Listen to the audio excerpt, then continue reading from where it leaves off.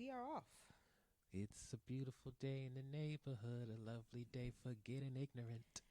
Would you be mine? We're here amidst the crisis. We still here. Even though this crisis is blown out of proportion. In the midst of a pandemic. Only because people refuse to wash their hands. Motherfuckers is getting sick. This is how the plague happened and why the Muslims thankfully took over Europe and made them Romans wash their asses. And that's why Europeans aren't allowed in Africa right now. Because it's too hot and the coronavirus only lives about 9 hours in that kind of heat. And that was your weekly update on the pandemic. You're welcome. Let old people buy food at the supermarket. And hella toilet paper for no reason because they don't cause diarrhea. It's just flu-like symptoms. And respiratory issues. And it mostly affects babies, the people who already have medical conditions, and the elderly. So if you my age and you healthy and only thing wrong with you is that your knees hurt, put that motherfucking toilet paper back so that we can have some. You're welcome. That was free. This is why auto-tune exists. First of all, we killed that shit. Maybe with the lyrics, but whew. No, we killed that shit. Like Milli Vanilli, girl, you know it's, girl, you know it's. See, what they should have done in that moment was just hit the same move on repeat. We playing this shit. Remix. We playing this shit. But welcome back, guys. You know, we haven't seen you in a while. So much has happened since we've been gone. Since you've been gone. Are we going Kelly Clarkson? I'm trying not to. 'Cause that's my shit. Since you've been gone. I can't breathe for the first time. I'm so moving on. Yeah. Thanks to you. Now I get what I want. You know, I had to take the one that was going up. I didn't need to take like the first one that was just like, I get what I want. No, I get what I want. I went through puberty. I can't do that no more. I used to be able to banshee scream. That was so much fun. You look like the type. I was in Westfield. I was around white people. I don't know. You looking real new money-ish over there today. I'm not looking like new money. It's You the same shit I've always worn. No. I tell you one thing. Okay, so you have on some very nice I was going out shoes. You have on a very nice pressed. It looks like you definitely ironed that shirt. It's called going to the laundry and hanging it up. Tomato. And then on top of that, you're not wearing your neck thing. That's one thing. It broke on me. And now it's on the floor somewhere because I'm hurt. And like a bad dog, it belongs on the floor. Let me tell you something. AJ broke a pair of my glasses over a year ago in the airport. I still hold on to them bitches. I have not replaced them yet. I have not bought another pair of glasses to where I just be in the sun like this. How are you driving? I be struggling. But you drive at night. You know what really gets me is that I drive from the transition from night into sunrise. So and then I be having to do a lot of driving toward like downtown Newark. So that shit be blinded. I be like, oh, good thing I know these motherfucking roads, pothole. I already see it, bitch. I already see it. Yo, I was coming up some street coming from where Kings is. The amount of potholes in this bitch made me think I was in Philly. I can believe it. And then because now, especially in Newark, now that they're doing all of the pipes over again, they are not doing a good job at filling in the parts of the street that they're like legit taking out. So it's like these even as deep as destructive as potholes. And it's like across the whole street. So you really don't have any room to go around it. I thought they would have just became more speed bumps. Yeah, that's my thought process. I always tell people that Newark is not going. They are not in a rush to fix any potholes because those are free speed bumps. That's that. That's how I look at it. They are not like. And then I don't know if you saw a meme, but they like, oh, they keep putting down this Oreo crust. We need cement. No, that's real shit. Stop putting down them little pebbles that don't help. That don't soften the blow. Like, I be hitting them potholes. That shit be like, don't. Oh, my God. Damn. Shit. I'm so sorry, car. Like, I be really apologizing to Faye. That's what I call my car. The red one? Yeah, Fade Focus. I really be apologizing to her like, okay, you know what? I'm going to take you to the car wash tomorrow because you really didn't deserve that. I think I fucked up my coil. One of the coils going to Philly too many times. I could believe it. Cause I believe that speed limits are a recommendation. Oh, definitely. Not a law. Definitely. Anybody from Jersey, like if you believe that the speed limit is, you know, the end all be all, then you're really not from Jersey. Plus 25 is like I've just put my foot on the gas and I'm hitting 30. You feel me? I sneezed and I'm at 30. Like, no. And if I'm on the turnpike, it's like I paid to be on this bitch. Why can't I go 100? Push pause. Did you see that they are about to raise the motherfuckers again? To what? From what I read, and this was circa NJ, this is from NJ.com. So it's not some like little bullshit, whatever. So I would imagine that this is legit. Turnpike is going up an average of like $1.37. For what? And then the Parkway is going up about 30 cents. For what? And they're saying that they have all of these projects that they're trying to get accomplished by 2029. Didn't they just raise the gas tax, or did they not touch that? I don't know. But what I do know is when I seen that, because I don't, like, I'm just now trying to be more keeping up with local news and keeping up with news, period. So when I seen that, I was like, oh, you motherfuckers is tripping. Because I'm really out here in these streets, and I'm not going to be doing this with y'all asses, especially in the morning when y'all motherfuckers don't want to be talking about some exact change. Bitch, don't nobody got $1.50 in exact change. Why is that? No, you want this money, have somebody in this motherfucking toll booth every day. I do every Easy day, Pass. 24 hours. Easy Pass is I the mean, life. yeah, but me and Easy Pass, me and the people at Easy Pass had some issues because, you know, when you working with black people, sometimes it don't always, you know, and this is me talking to other black people. So if you're white, just disregard what I'm saying right now because you're not allowed to think like this about us. Oh dear. Like you can only like agree with me, nod, and like, I mean, if you're white and you agree, you can blink, you know, in agreement, but don't even girl talk about it. Don't even vocally, you know, agree with me, okay? But yeah, sometimes, you know, we just in the workplace, we get fed up and we just don't want to go to work and do our job. And you get a couple of those, you just be like, you know what? Keep the fucking Easy Pass. I'll pay my change if it means that I don't got to deal with you bitches ever again in my life. So. I had to stop that whole, because the way it used to be for my Easy Pass, they would automatically take 25 when it got low. I'm like, I didn't even hit zero yet. Why are you doing this? And that's the thing. And because I drive Uber, they try to go off of what they think I'm going to use. So instead of them taking 25, my thing will get low. I don't even know where their low threshold like 12, 25, something like my that. shit would get low and they'd just take 100 out. Exactly. Bitch, I don't know who the fuck you thought I was and what kind of work you thought I was doing, but you not just, we gonna take 100 out today. Bitch, no the fuck you not. You gonna put my gas money and my food for the week back in my account? What's wrong with you? I literally let it get to -5 and then I put money on it. Yeah, and that's my thing. Like, it should be like that. Yeah, like, give me a statement how much I owe you. Here you go. But here's the thing, them motherfuckers gonna want their money.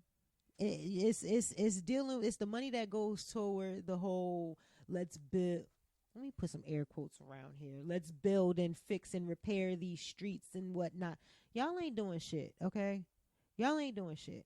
Because to be honest with y'all, since y'all took that fucking toll booth down going Parkway South? North, no, the one going north into East Orange, exit 145, there used to be a toll there. And since they took that down, no lie, and I don't understand this, since they took that fucking toll down, that there's always traffic at that exit. Why? That's the one that takes you toward To Harrison 280. and all that? Yes. There was always traffic on that one. Always. But when there was a toll there, it wasn't that much traffic on that exit.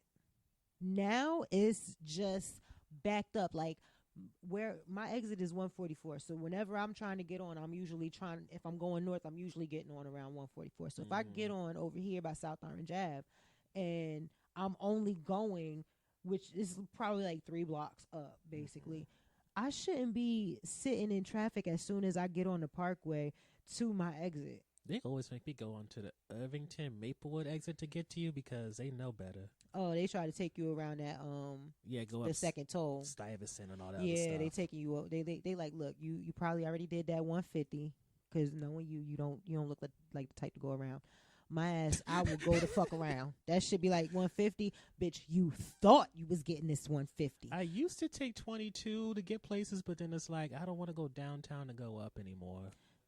Yeah, well, see, my thing with 22 is I just learned about the actual exit.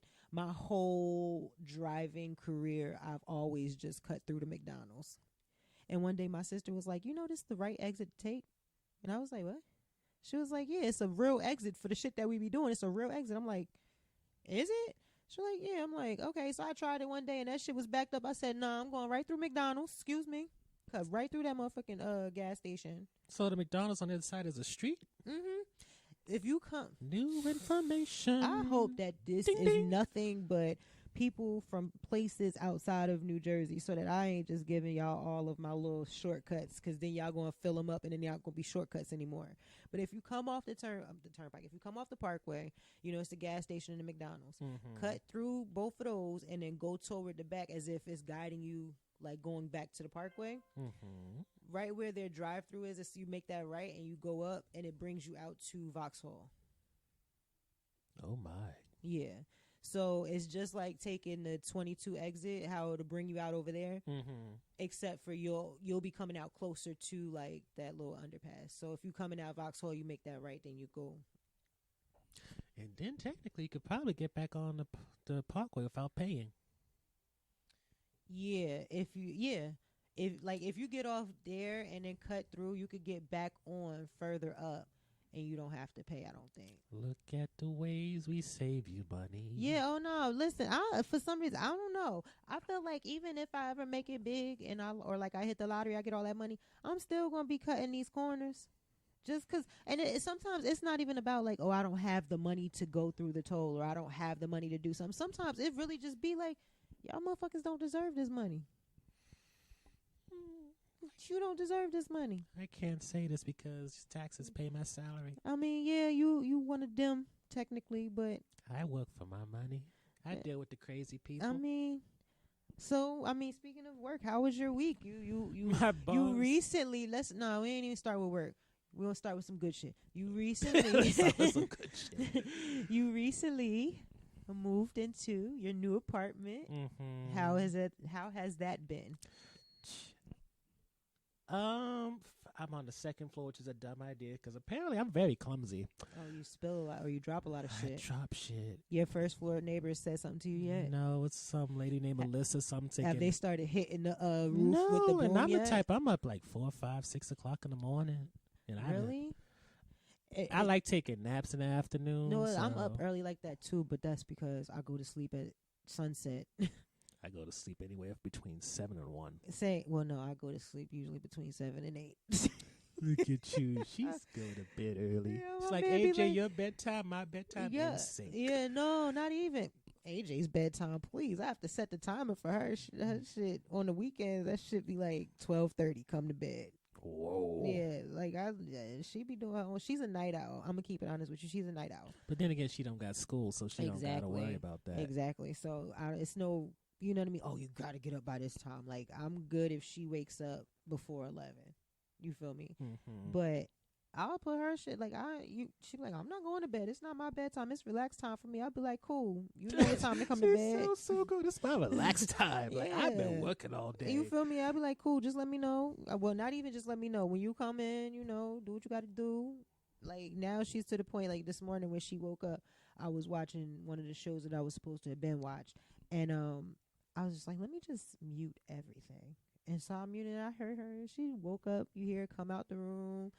And you could almost hear her look around. Like, her footsteps indicated that she was looking for life in the household. And she ain't really, like, I kept quiet. She went in the bathroom, and you just hear her use the bathroom, wash her hands, and then she just started, as though she brushing her teeth, She was making sure she got the back of her tongue. She washed her face, came downstairs. She said, good morning, mommy. Face still dripping from being washed. I'm like, oh, all right. So you got a handle on this shit. Like, you could do what you're supposed to do without being told. Even better for me. Now I can be even more less responsible because I don't want to do this shit. Like independence. Yeah, man, that shit it hit different. But anyways, we were talking about you and your apartment. I love how I could just switch it up and have people talk about themselves. Yeah, no, I'm bringing it right back to you today.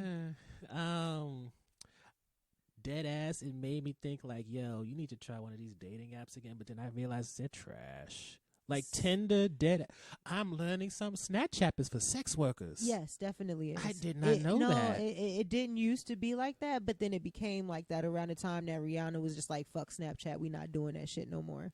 Because I was thinking, why all these girls got their Snapchat on? So then I decided to get a Snapchat. I don't know what's the purpose of it. And then I messaged one, and the next thing I know, I'm looking at rates, and I was thinking to myself, whoa. And you know what the biggest surprise was? It's like it costs $85 for a blowjob and sex. I'm like, you don't value yourself. Wait a minute. That's where you just be sitting there like, that's it? That's all you getting for this? You don't do tricks with it? This no, is when they just talk about standard? they come to you and all that, I'm like... And for $85? I know, because you know when you think about it, it's like that's probably a good couple of $100. It's like 85. Yeah, You must have 85. AIDS, got some type of itch. Yo, 85? My fam, that's not. You don't even get. You got to give that nigga change back when he give you 100, yo. I would assume it's like PayPal or Venmo, whatever the kids use nowadays. The coronavirus is going around, so niggas ain't passing cash anymore. So, well, I don't know why they was passing cash before, because wasn't it always talk about how it could have been in a stripper's ass before it touched your hand? I mean, that's true as well. That is very true as well. But done blow on it. 85, bitch. If you don't put some power into your pussy and then offer it 85. It's a shame. Listen, man. That's crazy. But I don't understand this online dating thing. I'm ready to tap out again for like the 27th time of my life. Let me tell you, bruh, that shit, bruh, when me and my nigga be having issues and I'll be like, is it about to get to that point? I'm like, all right, you know what? Let me just mentally prepare just in case. And then I just be thinking like, I'll be just looking. I'll scroll through Instagram like, y'all motherfuckers is really crazy. And I don't think I could do this again. I mean, my heart goes out to you for even feeling like trying, but whew, child. I'm good until I involve other people and they look at my profile and try to get advice. I'm like, you know what? It's time to tap out. Yeah, nobody got time for that. Hi. How are you, miss? A little headache, but I think that's from the itis. This bitch always offering drugs. I try not to take drugs unless I'm getting like blackouts. Child. No, it's gonna build up a tolerance. They be in the back. Okay. But yeah, dating and it being the ghetto. I can only imagine. Like, you didn't even make it to an actual physical date. I'm terrible with the like, swiping. Like window shopped a little bit on I'm that. glad you said, because that's all I do. It's like, oh, that cute swipe. I will never anything back. And then the few that I do is like, that's hurting my ego a little bit. Here's the thing with dating sites, right? Dating, quote unquote, is like, it doesn't even mean dating anymore. So like when we say dating sites, they're not even dating sites, motherfucker. That like, I mean, yeah, y'all might go on a little date, but it's really just a smash, ain't it? That's not my thing, but I see where you're coming from. Because I mean, I just feel I'm pretty sure there are other apps, but every online dating app, that I've heard about, the people who I've heard about it from, their end game was to smash. So it's like, I think the issue partly is it's just too much in the way of options, and it just makes people worse than they already are. Because it's not like before the internet, where if you screw somebody over, more than likely y'all knew each other through either mutual friends, all that. You can fuck them over and then be out, and they will just never ghost see them you again. and you don't even know that I exist anymore. Well, I don't even know that you exist anymore. Easy route. This is why there's so many kids nowadays. So many. Are you the father? I was about to say fatherless, motherless children. Can you like you see them sometimes on like Twitter and stuff, like some of the posts I'll be reading through. I'll be like, yeah, you could tell you was just fucking to have fun. You didn't mean for this to happen. I could see it all in your face. Mothers even. But should have been an abortion, could have been a miscarriage, end up being a term.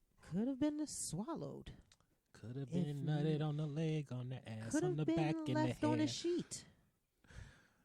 Could have been left on a thigh. Could have been in the hand. Could have been in the tissue. Could have Could've- stayed in the could've- condom. Could have been in the white T-shirt in the corner of the room, or the random sock in the corner of the room. I was about to say the sock. Coulda, shoulda, woulda. But yet here comes the kid coming around. Usually, well, the kids. This is my theory, because I don't like calling kids bad, but this is my theory. The kids, when you don't want the kid, well, never mind. Scratch that theory.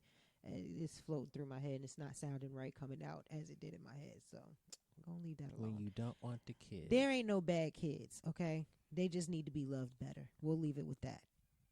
That's like totally opposite of what I was going to say, but I felt like I should just say something positive opposed to that terrible place where I was going. We like the dark place. I tell this to my boss every day. Let's go down a rabbit hole together. Who want to go down the rabbit hole?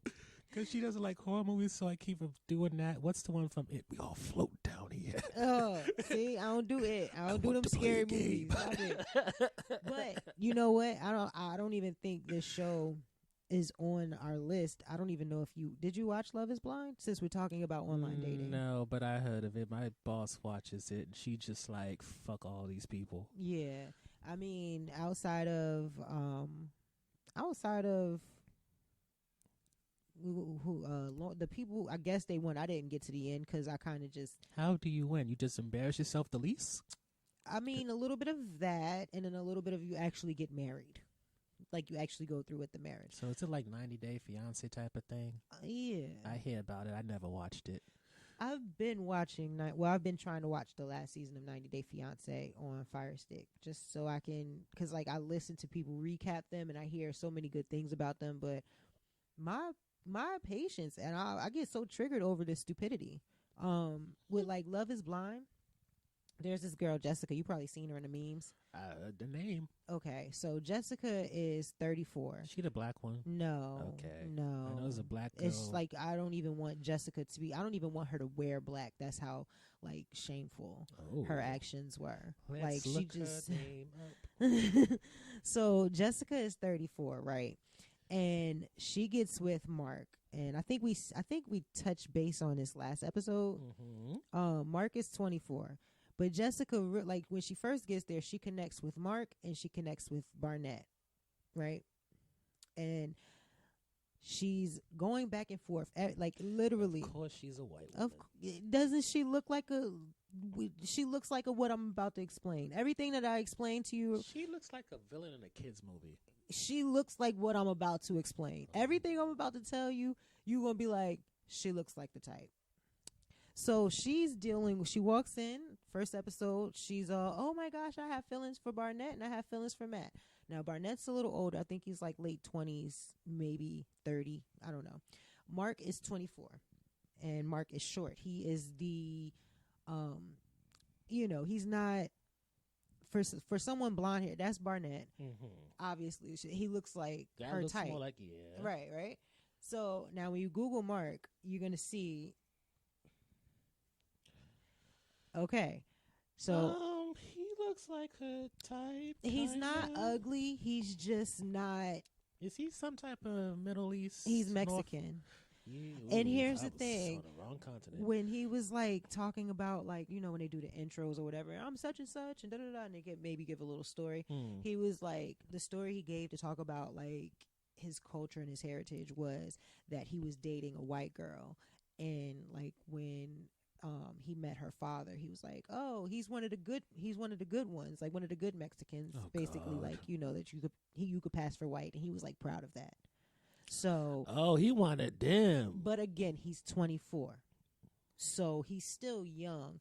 And the thing, like, I say that because when you watch the show, like he's, I think I'm in love with you. I think I'm in love with you. Then she goes into the next pod with Barnett. I think I'm in love with you. I think I'm in love with you. Well, once it came down to time to propose or whatever, Mark asked her to marry him, and she kind of was real like spinning through, like jumping through hoops, kind of like, really dancing around it. Like, well, we kind of got to keep our options open. Like we don't want to, set, because she had intentions of going to be with Barnett. Mm-hmm. So she goes to tell Barnett, like, all right, yeah, I'm trying to rock with you and shit. Barnett, like, yeah, I'm going to fuck with this girl over here.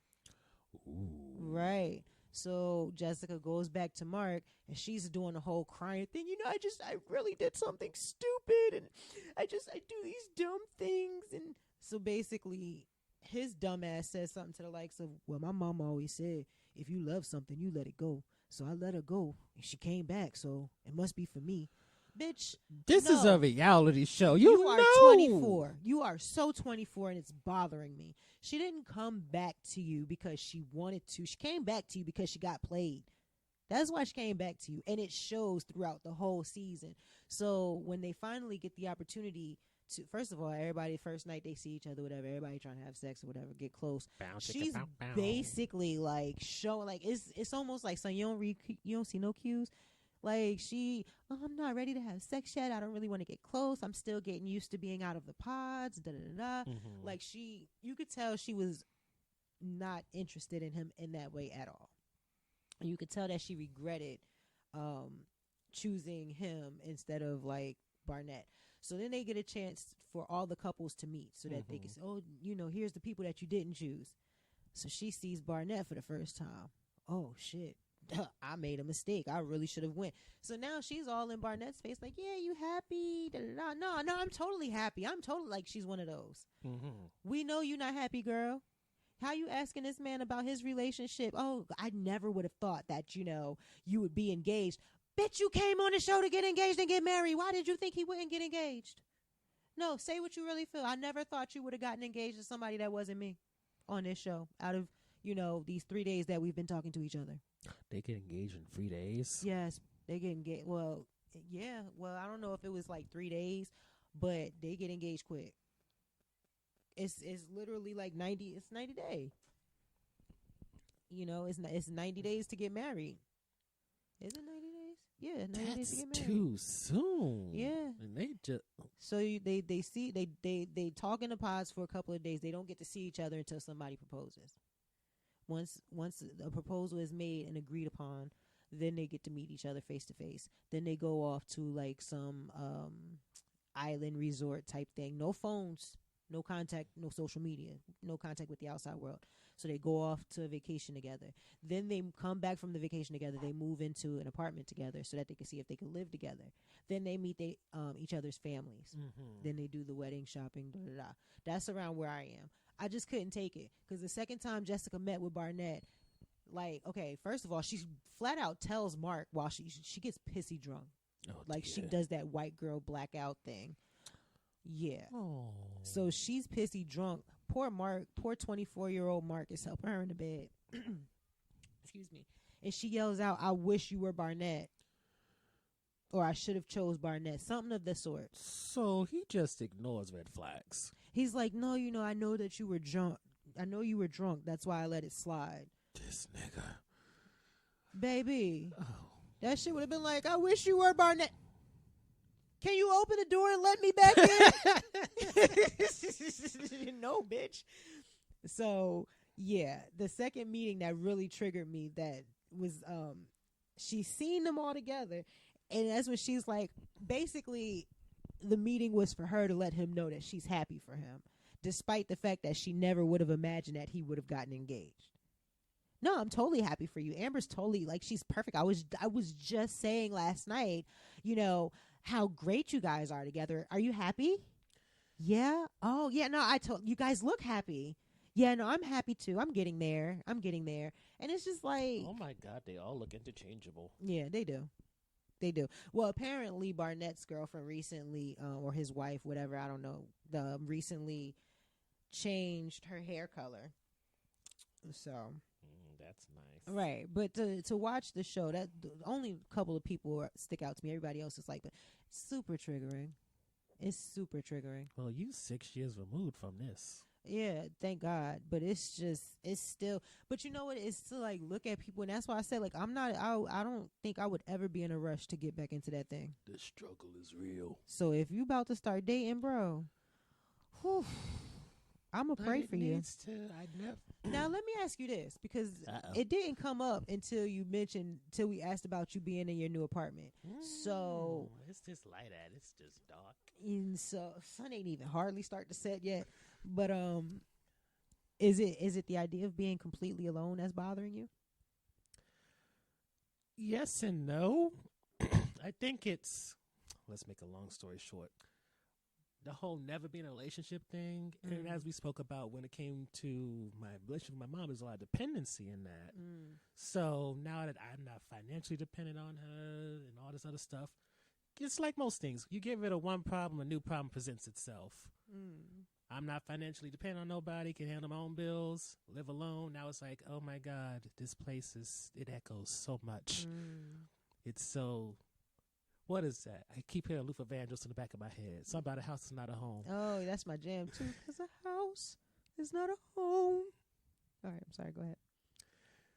I got lost. Anyway, and so there's so many layers to this thing. But You just trying to fill it up, basically. Pause. No, I think. Oh, I got it now. Okay. It's one of those things where you check off the boxes in your life, and then you feel like you kept skipping one step, and that makes the whole foundation kind of fucked up. I keep skipping a relationship step when it comes to all these life things. But it doesn't sound like you're ready to. I mean, well, I would say it doesn't sound like you're ready to seriously date. I don't know what that means. Yeah, and that's why it doesn't sound like you're ready to. It doesn't sound like you're ready to. Well, it sounds like you're ready to entertain. Entertain. I'll say that. It sounds like you're ready to entertain. She says I'm a hoe. Nah, I mean, well, I'm gonna keep it honest with you. I was already a hoe. I don't want a hoe no more. Listen, okay. And I definitely Rizzo. don't want a hoe living on my own, because that's just a setup for sex addiction. I can see that. I can definitely see that, because you have the space and the freedom to do so. Space, freedom, these apps. You just don't have time. I can make time. See, look, I can make time. That's fine. No, so you don't make time for that stuff. For which stuff? Relationships? I mean, no, you make time for entertainment. You don't make no time for no relationship. Yes, you do. But not. I mean, you should, and if you're in one, yeah. But right now, I don't know. I feel like don't rush to check off the box just because you think that's what you're supposed to be doing right now. Because like I said, it's really the ghetto. It's really the ghetto. But I mean, if you're out somewhere and it falls into your space, like, oh, the chances of that happening ain't likely.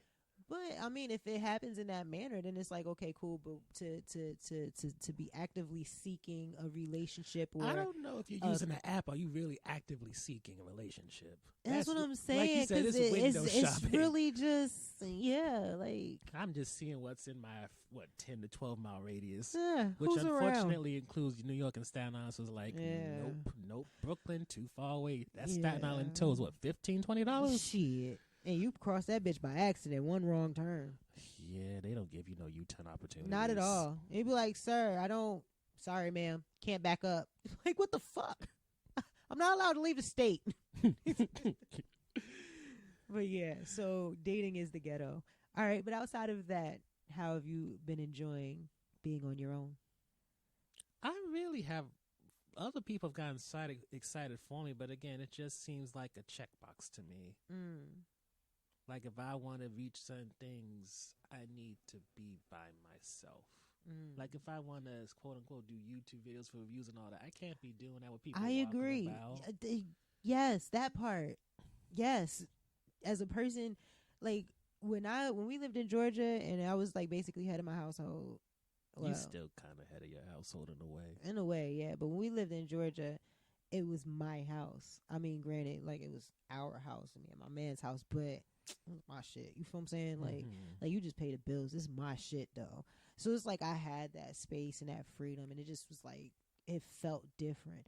Now, like I don't be feeling so motivated to do things because at any given moment, like these motherfuckers don't be having no kind of like Like my sister, she'd be a little more like, all right, I know that you're trying to do something. Let me be mindful. My father, that nigga just come downstairs loud in the motherfucker, asking me questions. What you doing? Like it's a camera right in my face. What you doing? You know what I mean? Like one of those types. And just be like, bro, how about you observe the environment first, then ask me questions. That way you don't have to ask me something that you can easily answer through observation. Wow. Does he listen to your stuff? No. This hurts my feelings. Why? I don't know. Maybe it's because my parent does. Well, the mother does. Yeah, no. I don't know if I would ever really want my dad to, because my boss asked me that when she was listening to one episode. I was like, you know what? Wait, your boss listens? We were doing...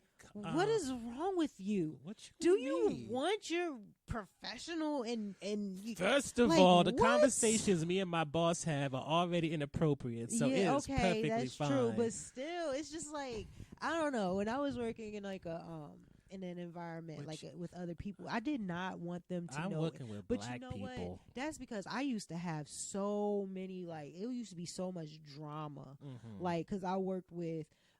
Around that time, like I was in my early 20s, I was working with people who were, in their early 20s, early to mid 20s. Mm-hmm. And then there was some people who was like super, like I just turned 20. And then it was just like drama, like always drama. If I said something on this site, they would go find it on this site. I mean, granted, it taught me like, okay, maybe just don't talk about motherfuckers. But at the same time, it's just like, say I'm doing something. All right, so there was a situation with a girl, and we were like frenemies. Mm-hmm. We weren't even like that cool. Like we were trying to be cool, but she kept doing little shit that showed me like the type of person that she is. And then at one point, long after the story that I'm about to tell you, she started fucking with like my dude. Like me and him were trying to get back together. Like we were working. Can we define who my dude is, just for the sake of it? It's not my man. Just this is like years ago. Make sure we like make that from, clear. Yeah, this is long ago. But she was trying to get with him, type thing. So like this is just to give you some like. She's a hoe. I mean, I'm not even gonna say that. Like she's reformed. She's changed her life now and shit. I'm pretty sure. Gave her life to Jesus. But the situation was, I had said something about her car. Well, I'm not even gonna say I said something about her car. I was in her car, and it made me think of something funny. Mm-hmm. Now, this was before I was able to say, "Oh, I can pull the comedian card." You know what I mean? Mm-hmm. But I was very skilled at what I did back then. You feel me? So, like, I think I had tweeted something like, "You ever been riding in somebody's car and worried, or riding in a car worried that the engine gonna fall out?" So, some shit like that. It wasn't even nothing major, but she knew she had a POC car anyway, a POS car anyway.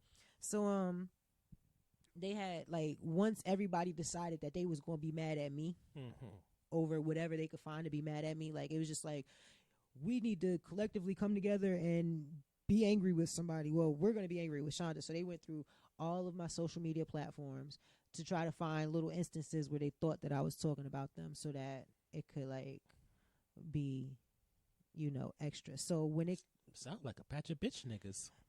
Listen, I mean, it was that time frame in my life. It was definitely hard. It was definitely hard for me. I was just sitting there like, y'all niggas tripping for real. Ooh. I gotta ask you a question. What? I was doing a reference check because we're gonna have somebody new at my job. Oh gosh. How would you feel if one of your references said you were quiet and submissive? Baby, that was my face. Quiet and submissive. Yes, I can't get over it. Call somebody submissive. Was it a white man that said that? I don't know, because the person. Did it sound like a man, like the person who gave the reference? No, it was a woman that said that about them. Was the person applying? We're talking about a man or a woman? The person applying is a woman. Okay. Who's who's gonna be working with me and my boss. I know which position you're talking about. I remember which submissive part. But it just was like, you couldn't chose a better adjective. Like, that's the best adjective you can come up with. It has been a running gag for a good week or two. Shout. Okay, so we had to do a battery switch, but we back. So many Snapchat hookers. I'm sorry, I was doing swiping. Window shopper. Mm-hmm. Stay in the windows, because if you touch something, you're going to get worse than the corona. Listen, you got to respect people's personal space. All right, but we were talking about I was saying how like I'm always baffled. Like you share so much about your work life on the podcast, and then you say like, "Oh yeah, my boss listens." So I'm like, I mean, granted that my admiration for your level of no fucks is like, wow. But like I said, like I had situations where people that I worked with were like taking offense to the things that I was saying outside of work, or trying to find themselves in my outside work life, you know? Somebody in my father's side of the family fucked me over where they put us in this whole family tree thing. Because I used to go by my first name and middle name, Amari Salih. But then, find that, you can find my last name, so then they fuck me over. So at the same time, I'm just like, you know what, y'all gonna run a background check anyway. Yeah. Things gonna pop up. So you just was just like, fuck it, you gonna take me as I am. I'm a pretty decent person outside of work. Yeah. It's like when I was in school. Yes, I will probably get on your last fucking nerve, but I am very capable and probably better than half the motherfuckers that gonna come over here. Right. So this is what you have to deal with. That's the mentality that I've adjusted since I decided I do not want to find a job in an office or that 9 to 5 thing. Since I've literally said, you know what, being I don't want to use the word content creator or whatever like that, but being entrepreneurial. Yeah, we'll go with that. You know what I mean? Like the being the writer, comedian, mother, like being what I want to be. I'm not going to hide that again, because like I said, I used to work. I told him off of I guess the air that I used to nanny. And the last family that I nanny for, the mother, she was a sex therapist. And she was cool as shit, but I still didn't want her to go through my social medias. You know what I mean? Like, just because she is a sex therapist doesn't mean she's gonna be liberal with you. Exactly. Like, bitch, you have my children, and you putting up here that you smoke weed.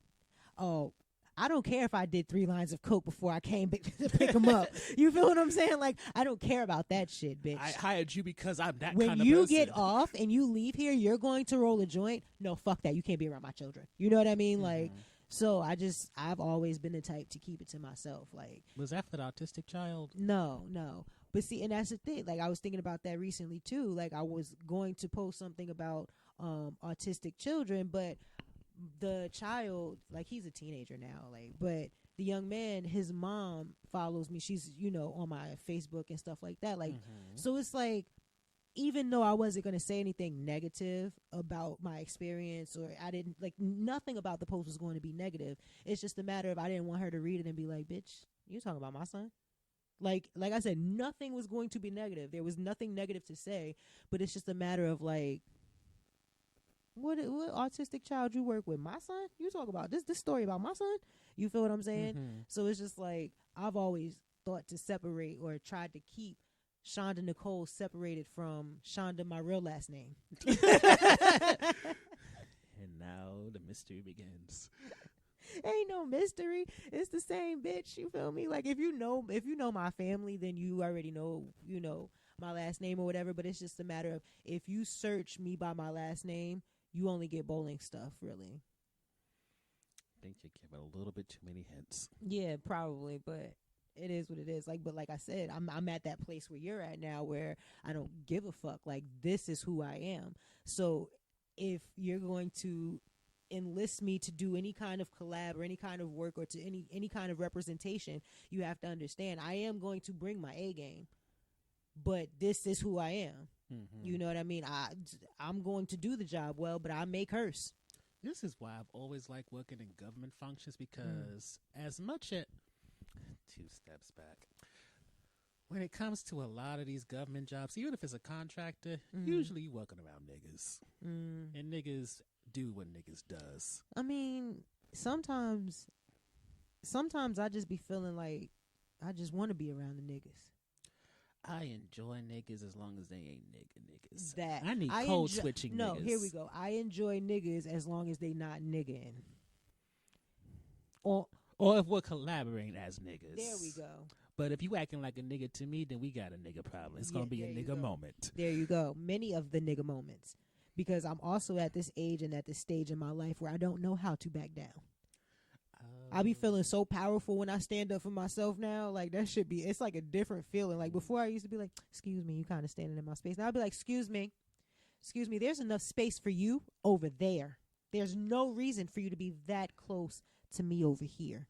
I ain't at that place. I still like if someone gives me my order wrong, I'm like, can I work with this? No, literally. Speaking of orders, okay, I don't know if you don't look like the Wendy's type, but AJ, I do. How you think I got this? Wait, this is a good 240 something. AJ is a Wendy's lover. Like, she loves her some Wendy's. So we go to Wendy's. I'm ordering her order. So we get the same thing, right? Both of our orders are the same. The only difference is I want my fries large. That's the only difference, right? So the guy says, "What's the name for the order?" I said, "I'm going to spell it for you, because if I say it, you're going to get it wrong." Okay, cool. SHONDA. Prints out the receipt. That shit says CHONA. What is it, Starbucks? We fucking up names now? So I'm looking at him, and he's a kid. Like, he's a good 17, 16. He's looks, yes. So he's sitting there, he's looking at me. And have you seen the Puff Daddy meme with the dude with the blonde hair, where they just sitting there looking at each other like, well? Yes, from not the voice, but the whatever. One of the four, some shit like that. So he's looking at me, and I'm looking at him, just shaking my head like, and he's like, what? And I'm like, nothing. You can't hear very well, can you? He's just like, what you mean? I'm like, nothing. You just gone. So then the girls look, they like, Chona, and I'm standing right in front of them. I'm like, I'm pretty sure you're trying to, you know what? That's mine right there. That's not my name, but that's mine right there. Like, bruh, this is not. This is how black people end up with nicknames. All facts. Because I swear to you, I don't know how they get up this pronunciation, but when I was in white schools, somehow my name went from Amari to Amari. I'm like, because white people always trying to add raisins to shit. Hooked on Phonics was made back in the day. You over saucing it. Because Susan could be Susan, but if it's a black woman, it's got to be Suzanne. Bitch.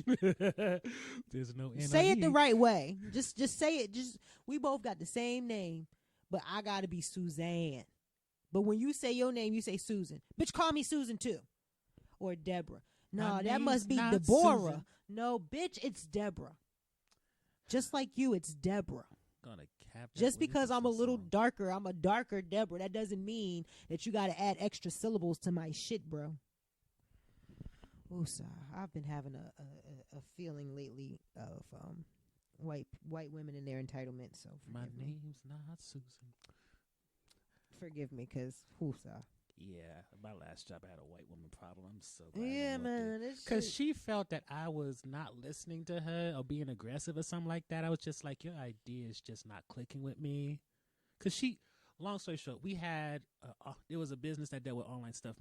I was running my center. Mm-hmm. My boss was in Philly. Her boss was out in the Midwest, Michigan, whatever. Mm-hmm. My boss was out for whatever reason. We're not going to go into that. So her boss had to be the one monitoring me or whatever.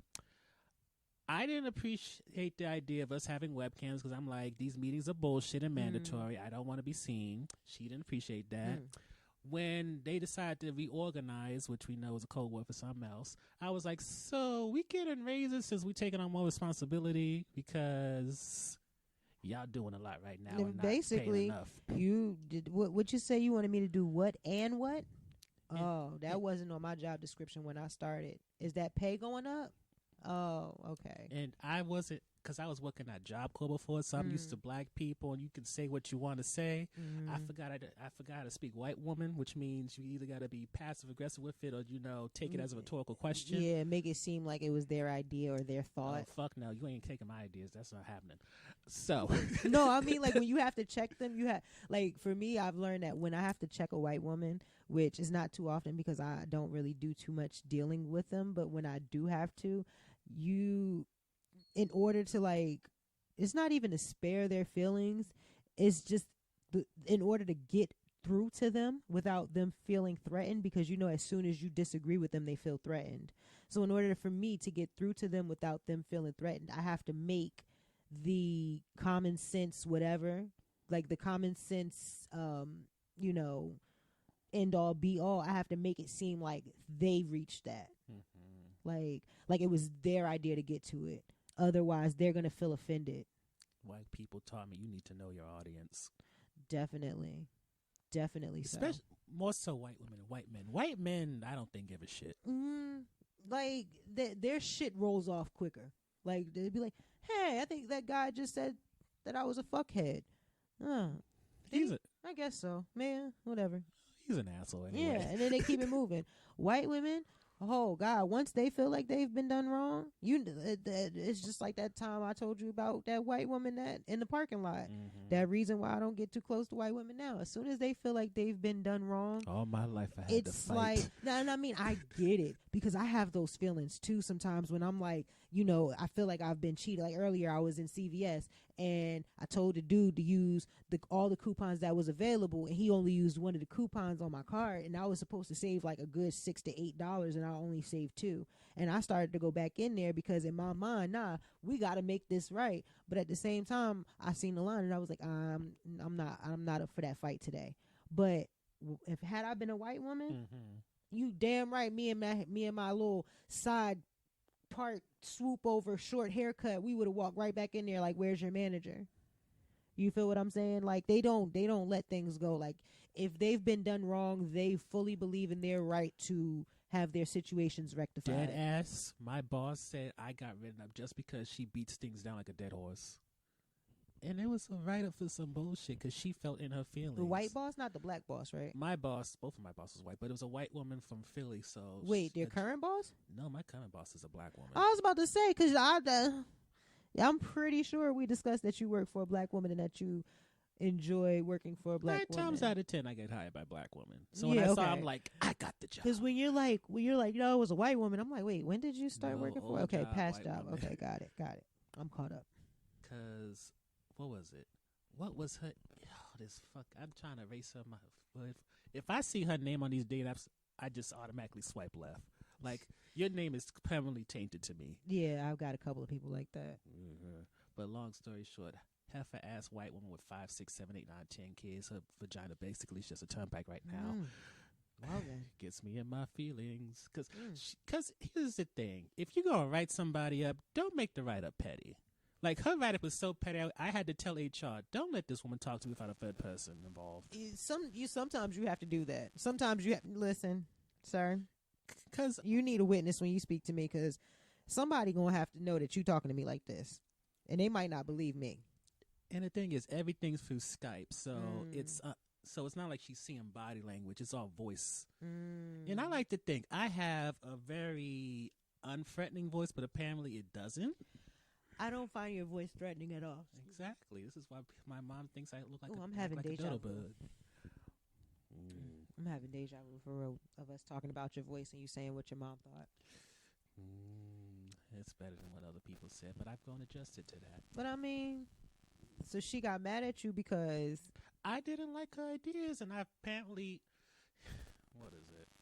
I can be abrasive. I recognize this, but at the same time, it's because I was running my own center, so all this extra stuff felt like bullshit to me. Got you.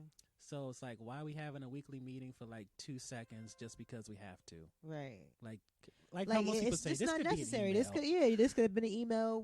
You could have CC'd me on that bitch and kept it moving. And if you ask for opinions, it's like, don't do rhetorical questions. Definitely. It's like, is everybody happy? Hell no, we ain't happy. We feeling underpaid. Oh, that was rhetorical. Well, bitch, that might have not. That shouldn't have been a rhetorical question, motherfucker. Because we got concerns. Because I operate on that thing. Like I remember, don't know why I'm going towards suicide. I remember when I was in high school, there was this story that I was told when I was in alternative school because I got kicked out the regular school. They said that you should always be careful when you ask somebody how are you, because that could change their life. Yeah. Because there was some guy who was going to jump off a bridge, but if somebody would have said hello, how are you, something like that, he would have told them when and jumped. So I'm of the opinion, you ask how I am, you are asking for honest answers. Yeah, I would imagine so. And this is why I don't ask people how they are. I just say hello. Word. Because half the time I really couldn't give a shit. Again, you know how I feel about added responsibility. Look now, you're not doing too well. Well, you stay over there, because if something was to happen, I'm not in the mood to have to deal with your ailment. I didn't sign up for that, for me just being in your presence. It's terrible when people just put that on you. I can recall I was working at Prudential for a hot minute. Working in the mailroom. This lady, she would go on and on. And I think she thought because she was an older woman, she can get away with it. But I'm like, no, I don't want to hear this. I'm going on a run. Bye. Would have been like, yeah, nah. Like even with my dad, like he just called me in there to talk about some, like, I guess like a piece of my wrap had fell into the washing machine or something. And he's like, literally called me into the kitchen, and I'm like, okay. He's like, first of all, he's chewing. I don't know why, but my dad's chew can pull out the most violent part of me. I know. Like chewing period gets under my skin, but his is almost like part of my stomach. I definitely had mad milk earlier, but I'm not going to let anything go. Like you're good on that front. Just if you hear my stomach growling, just know that's what it is. I have a weak nose, so you're good. Oh yeah, no, I wouldn't do that to you. I don't fart around people when I've had dairy. Like if it was just like a regular, like, this is just my 7 o'clock fart, then yeah, I would let that go. I'll probably like go into a different room or step outside because I'm not, rude like that. But yeah, no. Anyways, something about his chewing just really like gets under my skin. So I always be telling people there is never anything that important that you have to talk to me with food in your mouth. Like, does he like chew like he's chewing tobacco? He chews like he just moving the food around the back of his mouth. Like he wants to put some air onto it. Oh, like no. It's just it's that's one of like those. chewing like he's missing teeth, and it's just really loud. And I just can't. So and then on top, so it's like already strike one, you chewing, and you trying to talk to me, and then strike two, you're telling me some shit that I don't understand why you're telling me. Like I'm the type of person, say what you mean. You get what I'm saying? So if you want to say like, yeah, just be careful over there so that it doesn't, that doesn't go over there or whatever, or say that. Don't draw my attention to something and then say, oh, did you see this? This is what, bruh, I don't care. Like, I don't mean to like be like that, like say it like that. No, but you need to say that sometimes. Like, bruh, like the fact that you tried to get my attention to put it on that, you could have just said, Sean, don't roll up over there no more. Okay. You get what I'm saying? So it's just like, it just draws out my like, ugh, why? I do the same shit. I tell my mom, executive decision, get to the point. Yes. Like I right there. Just tell me what you need to know. That's it. Tell me what you need me to know. Especially if it deals with something you don't want to talk about, like money or some other shit. It's like, I don't need this build up. Get straight to the point. You had this on your mind. Give me a number. That boy preaching. That boy is motherfucking preaching. God dang. Yes. And this is why in the part way I'm not really feeling lonely, because it's like after the 28 years. And not for nothing. Yes. Yes, you get it. Like you be like, I want company. Like I wouldn't mind somebody being over there breathing right now. But then when you think about it, you be like, then I gotta ask if that motherfucker okay. Do I see really if that motherfucker wants something to drink? Or hear somebody say it's the same shit, different day type of stuff. You feel what I'm saying? Or you got a lot of mouth for me, but the people actually got on your damn nerves. You ain't say shit too. You over there being just as quiet. What'd you say? Nothing. Fuck out of here. Keep that same energy when you get here. Like, nah. I just sometimes I'm learning, and I literally touched this thought this morning. I said, yo, I really be wanting to be around other people, but I'm super comfortable being by myself. Like, there's times when I'll be like, dang, I want to go kick it with such and such. But then, like, it'll be something around it that just be like, yes, that's going to be a headache. I think that's why I hate being in groups. Like, I need the dynamic to be secure and consistent. I agree. You bring another person to it, like, damn. And I know they're not going to be my friends. They're going to be one of my friends' friends. Exactly. And then again, I don't even know how I would act if I bring one of my friends into a situation, because it's like, you got a different relationship with each person. Exactly. And you, not for nothing, you can be the same person, but a different person in each friendship. Yeah, different aspect. You know what I mean? Yourself. Like, I have some friendships where I'm the strong friend, and then I have other friendships where I'm more of the weaker friend. Can't imagine it, but if you say it, it's true. Anyways, but like in some of those situations where I'm looked at as the strong friend, I'm like, yo, honestly, I don't want that responsibility. because I'm looked at as the strong friend. Mm. And it's like, oh, let me go over here and lay my burdens. Like, nah, bro. Like, I'm not here for that. Like, and it just be like once the door cracks open like this, they just come in with their problems. Oh, nah, I'm sorry. I'll send you an emoji and a heartbeat, just a little smiley face or laughing face, and I'm not trying to.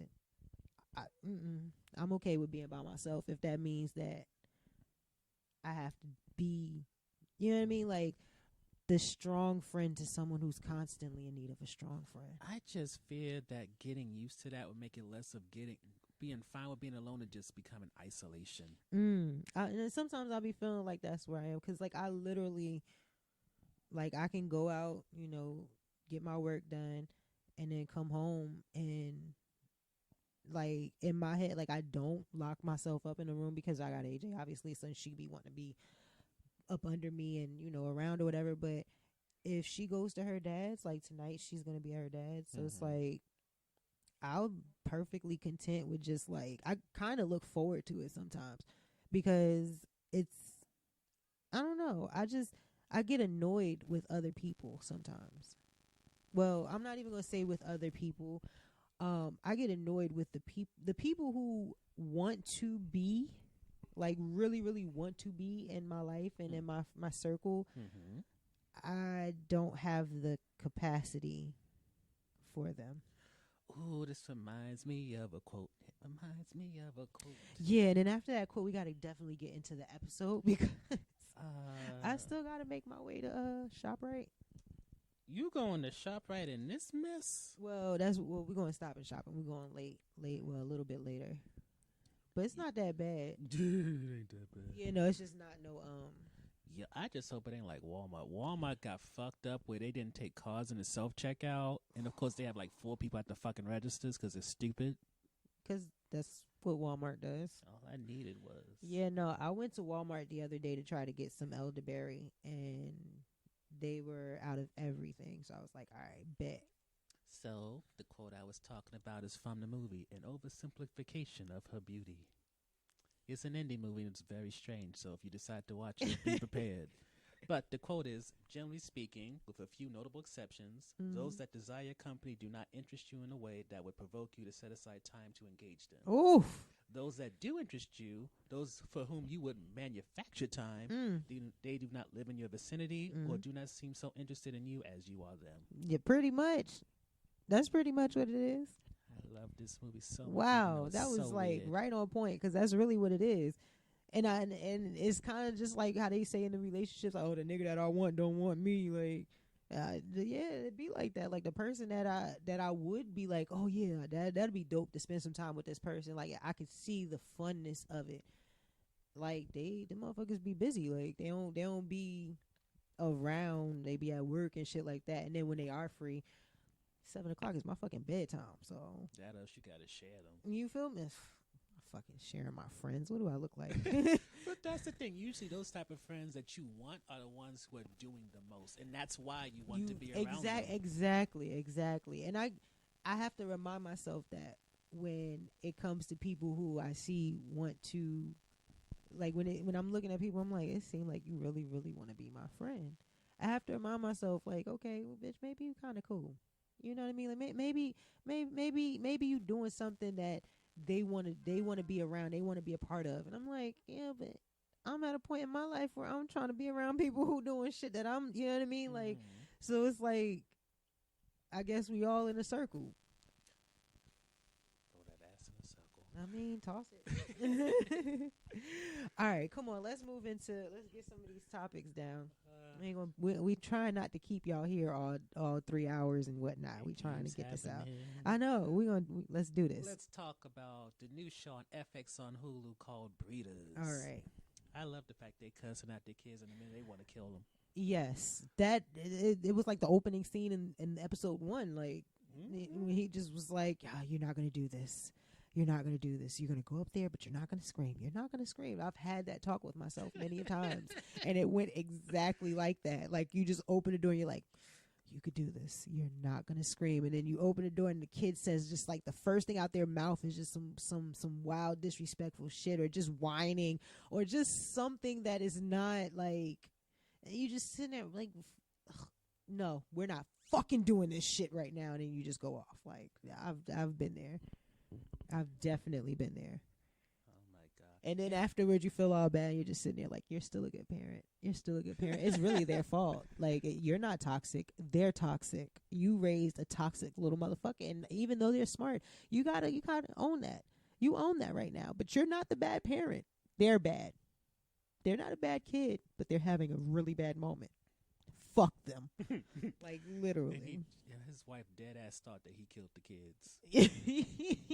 I was like, okay. It wasn't even one of them like, nah, I know you're not serious. And it's like, she called the cops. Sometimes you. And then when they found the car, it's like, oh shit, did he actually like smoke them kids out and killed himself in the process? I could well, I know I had to get with AJ yesterday in public, and that did not feel good, but it definitely needed to happen because that mouth. She hasn't learned time and place yet. And the thing is, the stuff that she says, because like as bright as she is, she can be as dark, and when she doesn't get her way, she tries to go for the jugular. Like, she's not trying to say something that's just gonna make you feel, you know, like, dang, I fucked up. She's trying to hurt your fucking feelings. Like, the jovial little child that I know. Yes. She's trying to hurt your fucking feelings. The silly one who was throwing the ball around the place. Yes. She will tell you. Okay, Dr. Jekyll, Mrs. Hyde. Yo, with a straight face after, like, we had our fallout and everything. And, like, I told her, like, you know, like, you pushing it. You know, like, you better chill, all of that. We leave it out and, you know, yelled at her in front of people and whatnot. We get in the car and shit. And she just was sitting there. She just looked at me. She was like, you know, I think it's time for me to find a new place to live.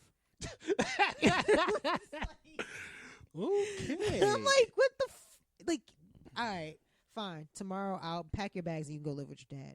Then it was just like, no, wait, I just want to be with you. I just want to be with you. No, you just told me that it's time for you to start thinking about finding a new place to live. So we're going to find you a new place to live. I don't want a new place to live. I just want to be with you. No, fuck that. My feelings are hurt and I'm not mature enough to walk away from this right now. So no, you can go live with your dad.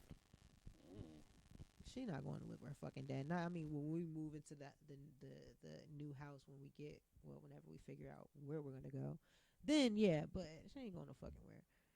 But that's the type of shit she be on. Like, I need a new family, that type of shit. You just be like, bitch, I didn't carry you for 9 months and then nurse you for 12 months after that, meaning that I wasn't having none of that good ganja. I wasn't drinking. Like, I was being a fucking model citizen to make sure that your little ass can be smart, and this is how you repay me? Bitch, you got me fucked up. I told her straight up. I said, I don't let the people in the streets talk to me like that. What makes you think I'm gonna let you talk to me like that? Yo, you bugging. Woosah. And then there was that second episode when the ladies with the mother's dad came Still in. trying to calm down. Take your time. All right, so lady's dad came in. And it was just interesting how I wish I knew these white people's names. They all look the same, don't they? Sometimes. I think so. For the most part. Love somebody sometimes. It's either the hair or the nose that changes them. Paul is his name. So Allie's father was Michael. And what is the best way to put this? He was a sign of what happens when you let creativity die for the sake of survival. And instead of pursuing creative ways, artistically, you pursue creative ways to keep it going. Like finding new jobs to do, finding different ways to make money. Like, for example, I think my brother, when he was on hard times, was finding scrap metal, going on Craigslist, finding scrap metal and recycling it to get money from it. You know, crackhead styling type of shit. He's not a crackhead. Okay. Put that out there. He's a very hardworking. There you go. I ain't no drugs. He just. Well, maybe he just can get $1. He just knows how to get money when money is needed. It's necessary. My dad's I'm a the hustler. same way. I'm a hustler, homie. Nigga ask about. Ooh, that reminds me. They're doing some type of frame business down in Florida. Your dad moved down there? He had a house built and everything. Oh. That's called that Newark teacher pension money. Hey. Right around the corner from my brother lives, too. Keep it close. Yeah. All right, breeders, come on. Stay focused. Because we already did our in-depth and all of that stuff. Yeah, we passed all that. We're going to knock out these topics and get the fuck up out of here. For breeders, do you like the kids or hate the kids? I feel like I don't know the kids. I feel like they're just there. Matter? Yeah. They matter because the show... I feel like you know my concept for fuck it, I'm a mom. I feel like it's like that. Like you gotta have a child to be down, but this ain't about your fucking kids. Like that's how I feel. Like you gotta have a kid to get into the club, but don't bring your kid to the club and don't talk about your kid once you get in the club. That reminds me, why the fuck do people bring kids to R-rated movies? Well, hold up now, because me and AJ definitely went and watched Birds of Prey. That's R-rated? I thought that was PG-13. Nah, I think that shit was R-rated. Because I want to say they checked my ID. I don't know why, because I don't look young enough. But I feel like that shit was R-rated. And she loved that movie. Like, my baby is so different. Okay, now I know I just trashed her. It is R. Yeah, I know I just trashed her. For what? It had its moments, if I'm not mistaken. It had its graphic moments. Yeah. But I think, from what I remember. I find the whole MPAA rating system ridiculous. I mean, could be. But let me tell you about this girl. Her takeaway from the movie, when I asked her why she enjoyed the movie so much, she said, I love seeing the girls come together to get the job done. Oh. I said, my nigga. Even though most of it was criminal acts. I mean, it's not the point. They came together. She got to see teamwork. That's what's important, okay? She doesn't see that outside of movies? No, she does, but it's not usually with a whole bunch of girls coming together. She my child. She ain't gonna have a whole bunch of female friends because these little bitches be crazy. The little ones even too. In the homeschool groups, they're not a bunch of girls. Nah, we don't deal with a bunch of girls. Like she has her female friends, but then I don't play that shit, Amari. You don't play that shit. No play dates or none of that? Nah, like, I mean, we've come across people who I've felt, was like good enough for a play date, but I don't just be throwing it out there. Oh yeah, let's go play. Like, you don't just play date with anybody. Like, I don't have her around just any kids. Like, and I've learned from watching and observing and just being around kids. I'm very particular. Like, I'm okay with her having 5 solid ass friends. And knowing that, okay, anytime you're around them friends, I don't have to worry about you being, misguided. Because a lot of the time she's so mature so that she can't hang with just a regular 5-year-old because she's kind of like way past them. So it's like, unless you're a 5-year-old that's talented in Minecraft, you're not going to be able to keep up with her. You feel what I'm saying? Like, and most of these 5-year-olds is just getting to Roblox. Like, she been there, done that. You feel what I'm saying? So, again, tangent. Well, all my life is tangents.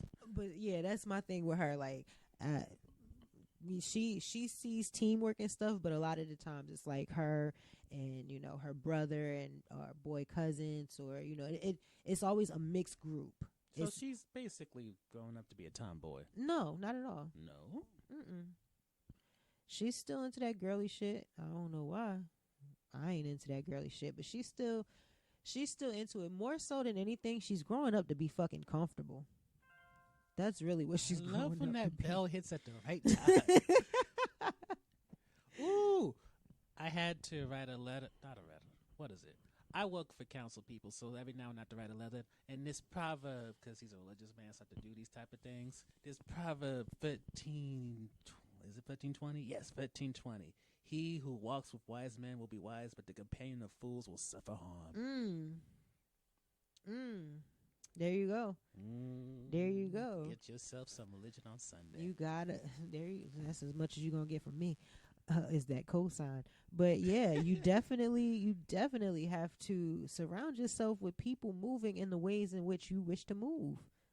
Like, as soon as you get around people who not doing what you're trying to do, you slide further and further from that goal, bro. Like, that's real talk.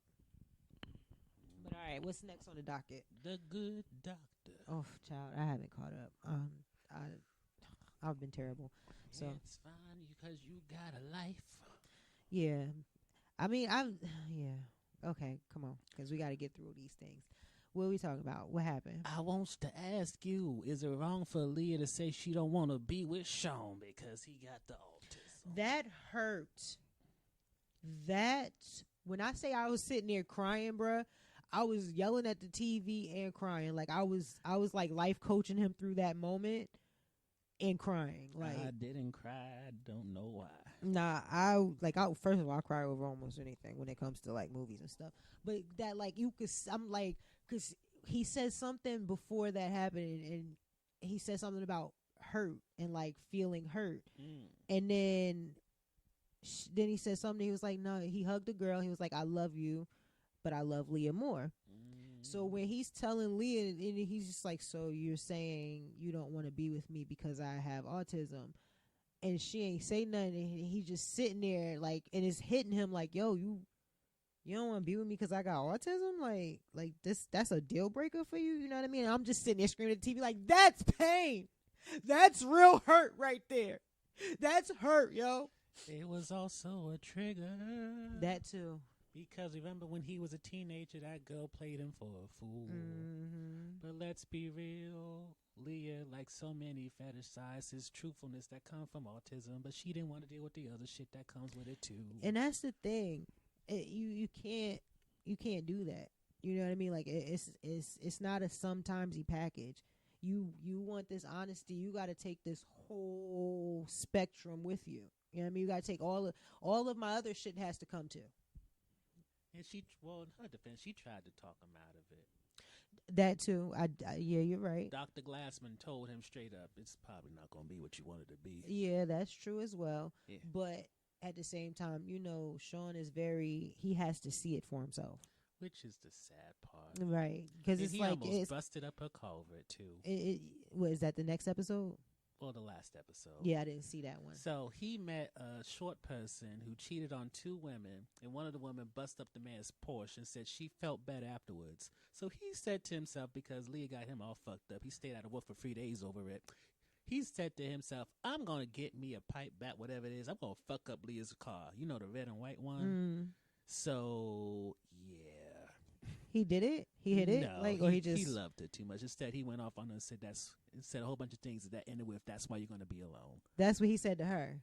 Yeah. Oh, okay. Yeah, I got to watch it if he throwing out reads, because... Yeah, but it's basically repeating all the shit that she said.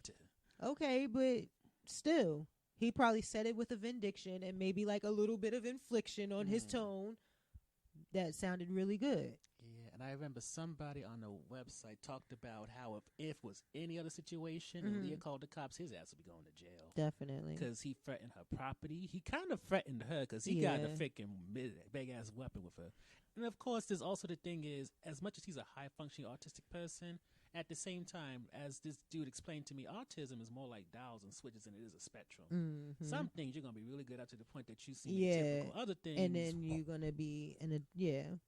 Pretty much, yeah. And when it comes to Sean, we've seen how he gets when he's angry. He smacked the shit out of Dr. Glassman the second season. Listen, sometimes you just got to put a hand down.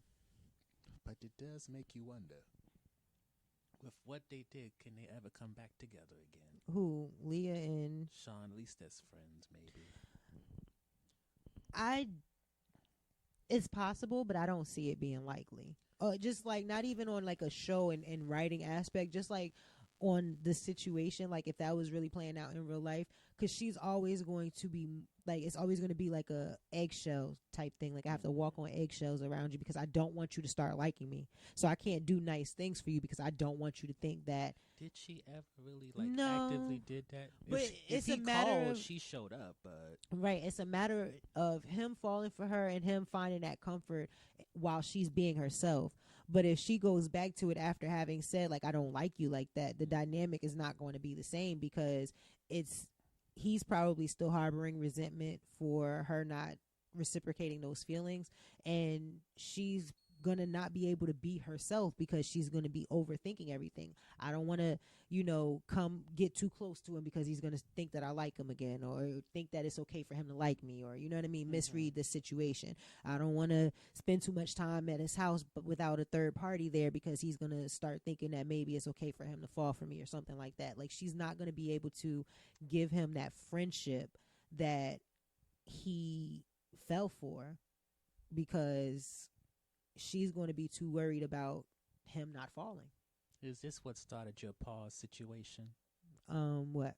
That you was being too nice to some dudes, and so they decided. Oh yeah, definitely. Yeah, definitely. Because motherfuckers people are quick to. Some people are quick to write the story how they want to read the story. When it's like, bro, you can't write my story. You know what I mean? Like, you can't come and tell me that I'm supposed to like you because you like me. Did you ever have those hard conversations where you had to have a come to Jesus moment? What you mean? Perfect example. Friend that I know, I had to have, I think, one of her past birthdays. I just dead ask, how come we never dated again? Simple answer, because you want to get married, want to have kids. That's the end of it. Did you ever have a come to Jesus moment? What, with any of my male friends? Yes. Have I? See, it's funny because ever since I was 15, I had the same disclaimer. When I was 14, 15 is when I came back up to live. And it was everybody in the neighborhood knew my sister. So it's like, oh, Bean's little sister back up. Nah, she not up for the summer. She up to live now. So it's like, oh, okay, the light-skinned girl on the corner house. So like all the little boys in the neighborhood was like, okay, fresh meat. And she's light-skinned because, niggas got to be niggas. And back then, niggas was into the whole light skin thing because, society and all of that shit. So it would be like a bunch of dudes like trying to push up, and like the crew that I used to run with, they first, they came down, they tried to push up. Yeah, what's up with you? And I straight told them, I said, listen, you gonna like me. I'm gonna turn you down. And then we gonna be homies. And it's not gonna happen like that. Nah, because if I push up on you, and that's exactly how it happened. I said, once you start to hang with me, you're gonna see like, yo, she's really a nigga, and you're gonna stop liking me. And that's literally what happened. Like, I read the room, basically. So if I feel like there's an interest, like if I feel like if I'm gonna give you play, you're gonna react to it, then I won't even let you get close enough to be considered a friend. Like, you know what I mean? Like, I won't even be close enough to, like, when I see you, I'll speak, but I'm not going out of my way to, like, be around you or anything like that. But if I'm around you and I don't, it's none of that, like, you really just not impressed by me at all, then it's just like, oh, all right, cool. We can laugh, we can kiki and shit, we good. But I tell people straight up, from my younger years, I would tell them straight up, I'm just like a nigga, bruh. And even my homeboy Mike, shout out to Mike. Mike used to tell people straight up, like, they be like, yo, what's up? Put me D with your girl. And he be like, that nigga over there? You want her? They're like, yeah, yo, she cute. Like, yo, that's a nigga with female tendencies. I'm like, I mean, that's what it is. But yeah, no, I've had those moments where I had to, like, nah, this ain't what you want. But usually people will understand that. But there has been a few people who be like, this ain't what you want. Like that light-skinned nigga at the bowling alley. When I look at him, and I have to see him every week, and when I look at him, I just be sitting there like, just the way he came, just the way he came at me, and the arrogance and the, I know you want me because I want you. And it just was like, well, granted, thank God, like, I'm not interested in being a friend or anything like that at all, but it's just like that mindset makes me extra like, nah, like, bruh, I don't want you. like just because you think I'm supposed, like you like me, so I'm supposed to like you back, nigga. That's not how shit work, nigga. Like He was showing confidence. yeah, fuck that confidence. I don't like confidence on a light skinned motherfucker. That shit ain't cute. Oof. That shit look arrogant. Where's the line between confidence and arrogance? Dark skin. Oh God! How about Melendez and Claire Hutt announcing that she loves him? I ain't see last episode, but she a I'm sucker just- if she did. She did say that in therapy. Oh, okay. After, because Dash comes back, her friends now. I knew she loved him when she went bowling with him and put them bowling shoes on with no socks. Ew. Exactly. That's fucking disgusting, bro. But like but they've been building to this for a long time. Even when he was back, they with was Jessica. building to her putting on bowling shoes, public rented bowling shoes with no socks, 10 toes flat with no thread in between the foot and the shoe. I don't do. Child, that's nasty. I know. She half white. In real life, she half white. She's British, yes. Half white, same thing. Okay. Is she really British? Like accent British for real? She was on a show called, I think she was on Misfits. Okay, I'm familiar. Well, I'm not familiar with the show. She was with but I've heard Robert of it. Sheenan, who's Yeah. now on Umbrella Academy on Netflix. So, let me ask you this: how do you feel about all of these British actors and actresses coming over here and getting work as American characters? More than likely, let's not forget, America has a much bigger film and television industry than Britain does. That's true. They have less of a whole diversity initiative going on there, so it's kind of like you're gonna go where the work is. True. Now, do I like it? But at the same time, I feel like it's an exotic thing, maybe a little bit as well. Because one nigga is not the same as another nigga. Change the thing. Like Ava DuVernay. Okay. She has a thing for David. Oh, I can't say his last name. He's the guy that was in that Storm Reed movie we saw. The one with the uncle who's a cop, daughter, niece died. Okay. Yeah. Played Okay. Martin Luther King. The If you could pronounce his last name, you may shit. win the lottery one day. You threw me off when you said play Martin Luther King, but I know who you're talking about now. Yeah, the uncle from I was about to say Chadwick Boseman, but no, he was just another shorter black dude that kind of looked. No, Chadwick Boseman was from the Carolinas. Yeah, no, but I'm thinking about the dude in the movie. Mm-hmm. He kind of like, if you watch 3 Chadwick Boseman movies and then watch that as the 4th movie back to back, you'd be like, oh, Chadwick. Oh wait, no, that's not him. Like you'd have to like catch Chadwick's yourself. whole career is just playing characters we already know. He usually fails when it comes to original characters, but that's a whole different thing. Yeah, this is not a podcast to bash Chadwick right now. This is not his moment. No, But I feel like with the British people coming over, just like with anything, like with any people coming, like any outsiders coming into the playing field, our playing field, our being America, but coming into our playing field, just don't disrespect the other players. Like that's my like thought. Cynthia or whoever played Harriet Tubman. You heard. Okay, so you're familiar with the remarks she made. I don't even remember what they were specifically, but I remember around that time I was looking like when I heard it on the podcast they were saying, and I was just in the car looking like, wait, what? I mean, I get what she was saying, but it was also just like, bitch, you better humble yourself before we deport you. I know that's a fucked up thing to say in this climate, but that's how I was coming. Like, not for nothing. Okay, you still got to calm down now. Like, but that's the thing. I mean, she did a great job in that role, though. But still, I'd have no interest in that damn movie. I mean, it was good. AJ watched it twice. Harriet Tubman movie? Yes, and then told the little boy at the library about it, because she watched it once with my dad, and then she watched it a second time. She was in and out of it while I was doing her hair, and then when we got to the library, we was looking for books, and she picked up a Harriet Tubman book, and she was like, "Oh, look." And I was like, "Oh, Harriet Tubman." I was like, "That's the movie we watched." So she was like, "Oh, with the lady," and she started reciting the movie. So when she sat down and started talking to the little boy, she was like, "My name's AJ. What's your name?" And she was like, "We should be friends, but you should know I don't let nobody bully my friends."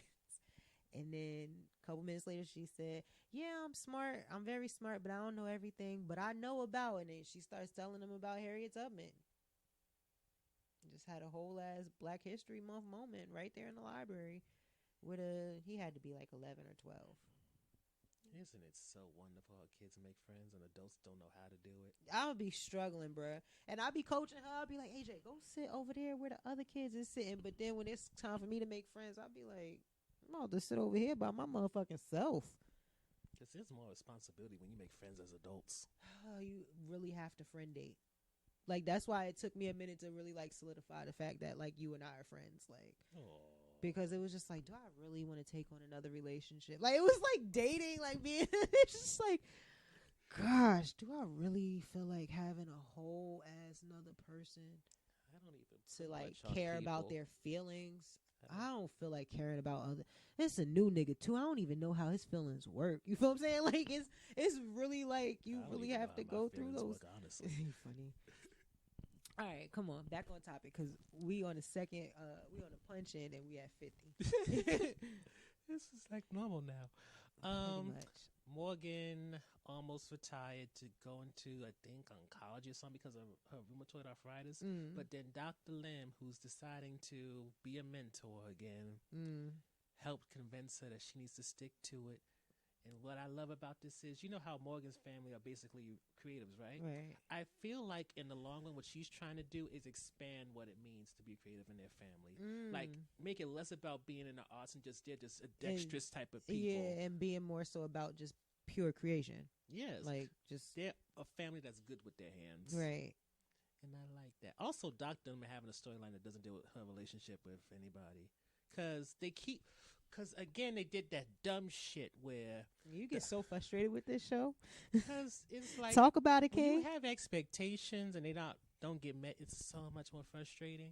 Like, they had Dr. Lim call her mother. They had her connect with that little girl. She's like, okay, maybe Dr. Lim's going to contact her mother, get a little relationship going, maybe want to adopt or something. No, they just dropped that. Just like Morgan's grandpa just disappeared down the basement. See, when you start pointing out those things, it just makes the show like, it's like you look at it and you're like, oh, this is a pretty picture. And then you start pointing out the details. You're like, dang, this shit do got mad errors in it.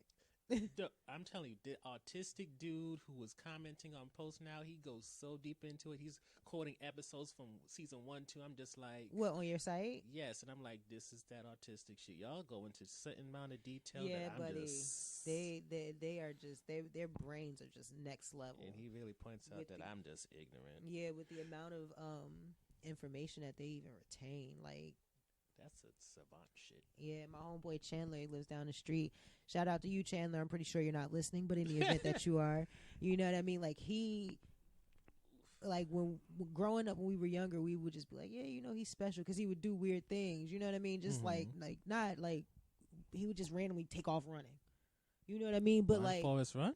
Yeah, like, cause like we would all be right here, and then he would be across the street. Like, he'd come down and he'd cross the street and wait for us to kind of like invite him over, and if we didn't like outwardly invite him over, he'd just slowly ease over into the group, and then But it wasn't back then. We weren't really like as knowledgeable as like we are now about autistic people and their strengths and like how their brains work and stuff like that. So like, us being his peers, we were just like, oh, he's special. You know what I mean? Like, I didn't know what type of special he was. I just knew that.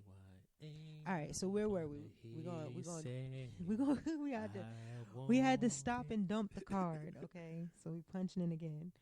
But what were we talking about? We were on the top of the good. We were about to wrap up the Good Doctor. I think I ran out of topics for the Good Doctor because Alex's son came and thankfully he left soon after because they realized nobody cares about that little kid nor Dr. Glassman's wife. Oh, he was talking about Dr. Lim getting the actual storyline. Okay. Go ahead and talk about it because I'm kind of over the Good Doctor now. I'm ready to move I'm so sorry. Okay, I'll just wrap it up with I need Dr. Lim and her mentorship over the woman of the show to actually be a thing. Yeah. Because now that she doesn't have a relationship, it seems like they don't know what to do with her. I definitely get that. And while I appreciate her and Dr. Andrews having a little bit back and forth because of the power dynamics, it's kind of like you can do more with her. I agree. I feel, well, I did, like I said, I didn't see this recent episode, But I did notice that I feel like she's really just kind of floating around. But that's, again, as we said many times before, Yeah. if you If are you're not directly Sean, yeah, like if you don't be with that nigga every day, then we give a fuck about you sometimes. Let's move on to Taylor Tomlinson's Quarter Life Crisis Netflix special. Okay. Was it a special or a taping for you? It was cute. At least it wasn't about blackout drunk sex. That part. I liked, you know what? I really enjoyed her content. I enjoyed, I had a burp, excuse me. Never mind, it didn't come. Never mind. It came. That's what Excuse she me. said. I enjoyed her content. I like she was inventive of being dirty. Yeah, it was like new dirt. It was like poised dirt. Like, I was a Christian, but I was still slightly a hoe. Yeah, it was like I was one of these real Christians. Then because that's really like what the fuck be going on. That's what they be doing. Like, oh yeah, no, I'm gonna be a virgin, but this other hole. Woo! Those things we can do things with that. It's like I didn't get penetrated, but he did eat me out. I mean, yeah, that's pretty much what she was what she was talking about. But outside of that, she, like, her set wasn't only about sex. It wasn't only about. It literally was. I don't know. It was cute. It had a couple of moments that were like, okay, like. For me, I don't know why, but white people don't make me laugh. And maybe it's just the white people that I've been exposed to, like, on TV stand up. Because like when we were at the show that I did, those white people were funny to me. But I've never watched a white stand up outside. Well, no, because Allie's not white; she's Asian. So it's like I've never watched a white stand up and was like cracking the fuck up. You know what I'm saying? Mm-hmm. But she had a couple of moments where it was just like a little, that's cute. Or did you have any did you grow up in any like predominantly white areas growing up? Mm-hmm. Oh, because I was thinking maybe it's because of Newark and all that. No. I didn't move back to Newark. I didn't move back and like fully like full time living in the hood till I was like 14, 15. So in the South, you was in a white area. Mm-hmm. This is new information. Yeah. Yep.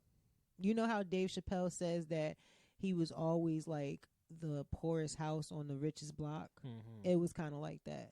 Like when we lived in North Carolina, we didn't, well, my mom's still down there, but when I lived down there, we didn't have like a great deal of like money, but we never lived in like a bad neighborhood. Mm-hmm. You know what I mean? But we, like, our neighborhood wasn't struggling, but our household was. You know what I mean? So yeah, I definitely grew up around white people, and it now looking back at it, mm-hmm. it was like fucked up. Like, not all the time fucked up, but like the shit that they used to say, like, it was wild ignorant. Why this black person they know? Nah, hell no. Oh.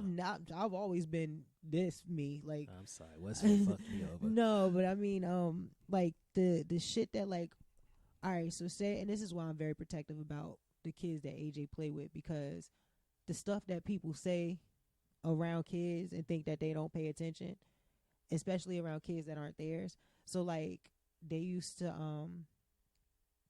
it's like little shit. All right, so my sister had braid in my hair. I was probably like 4th grade. So my sister had braid in my hair.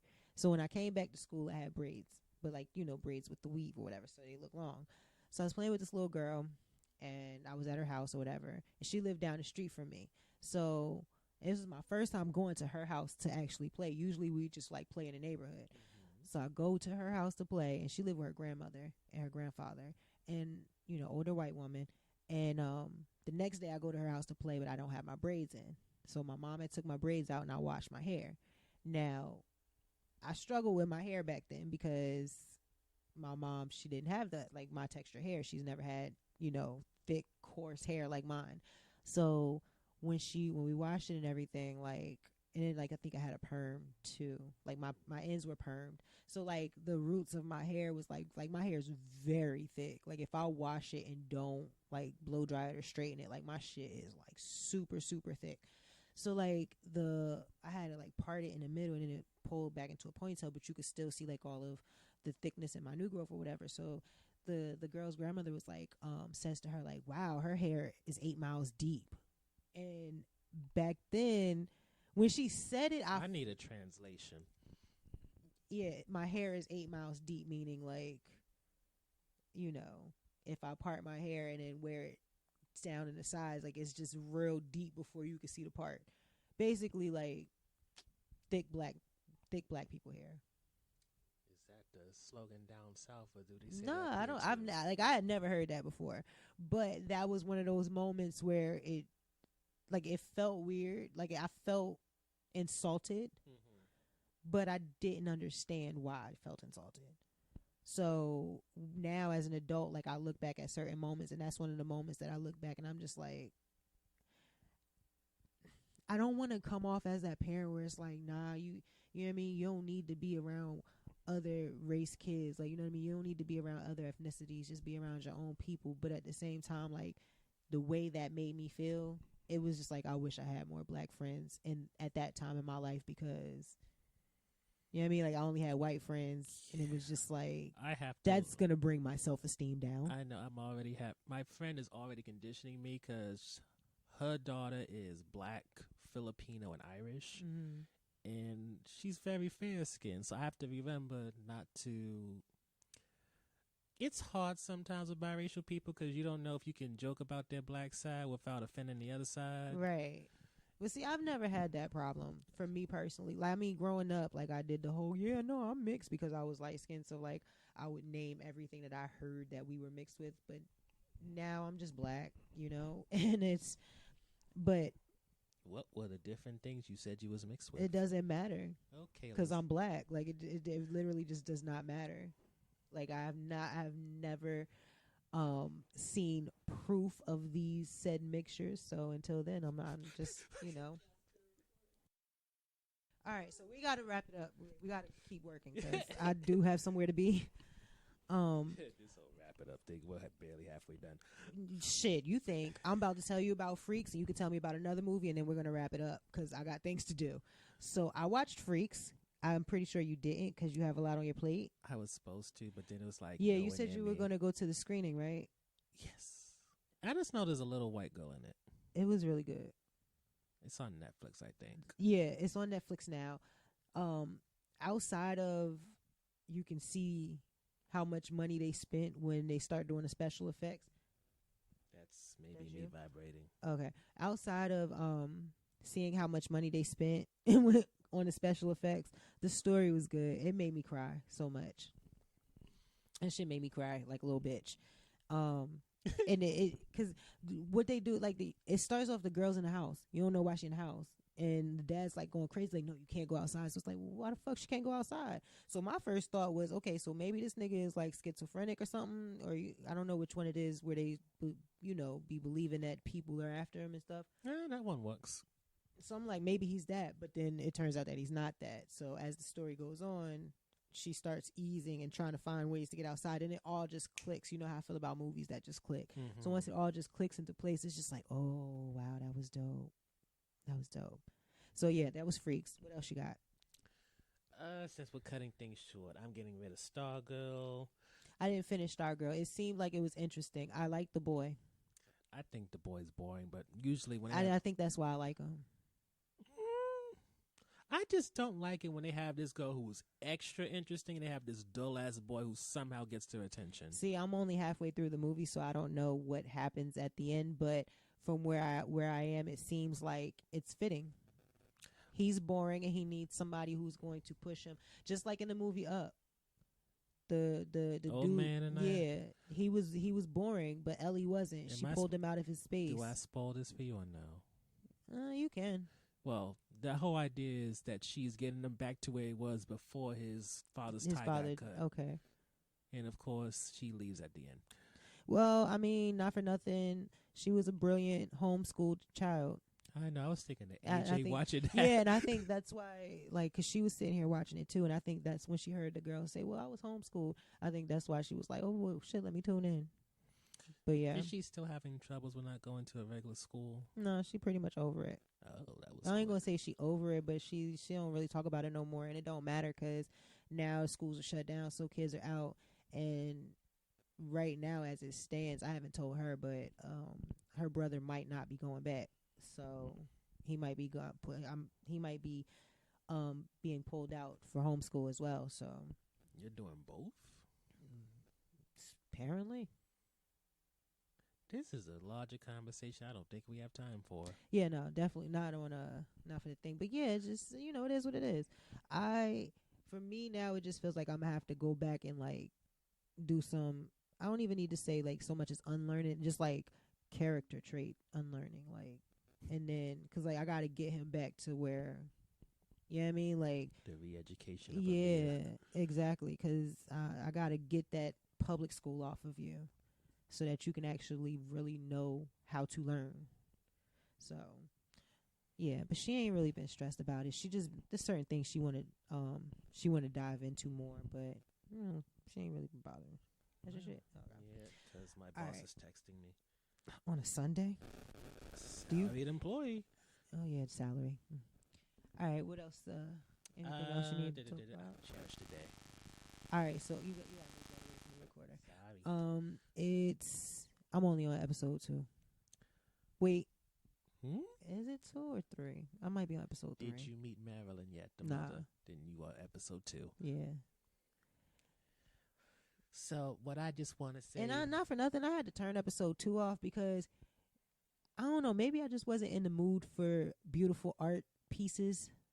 Cause like they was just doing a bunch of looking at each other and smiling, and I just remember looking like, yeah, I'm not in that space right now where I want to look at a nigga and smile. I want to watch something different. And that's when I put on Stargirl.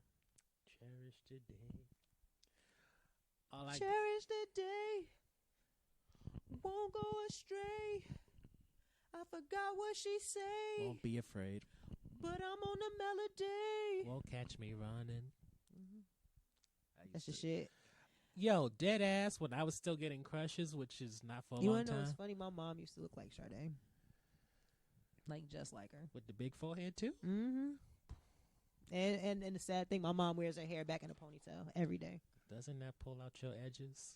It ain't pull hers out, but she wears her hair just like how Sade wears. Ooh, would about wear to it. have picture time. Yeah, I'm about to see if I have a picture of her in here. While you're doing that, I feel like Evan is a manipulative little ass.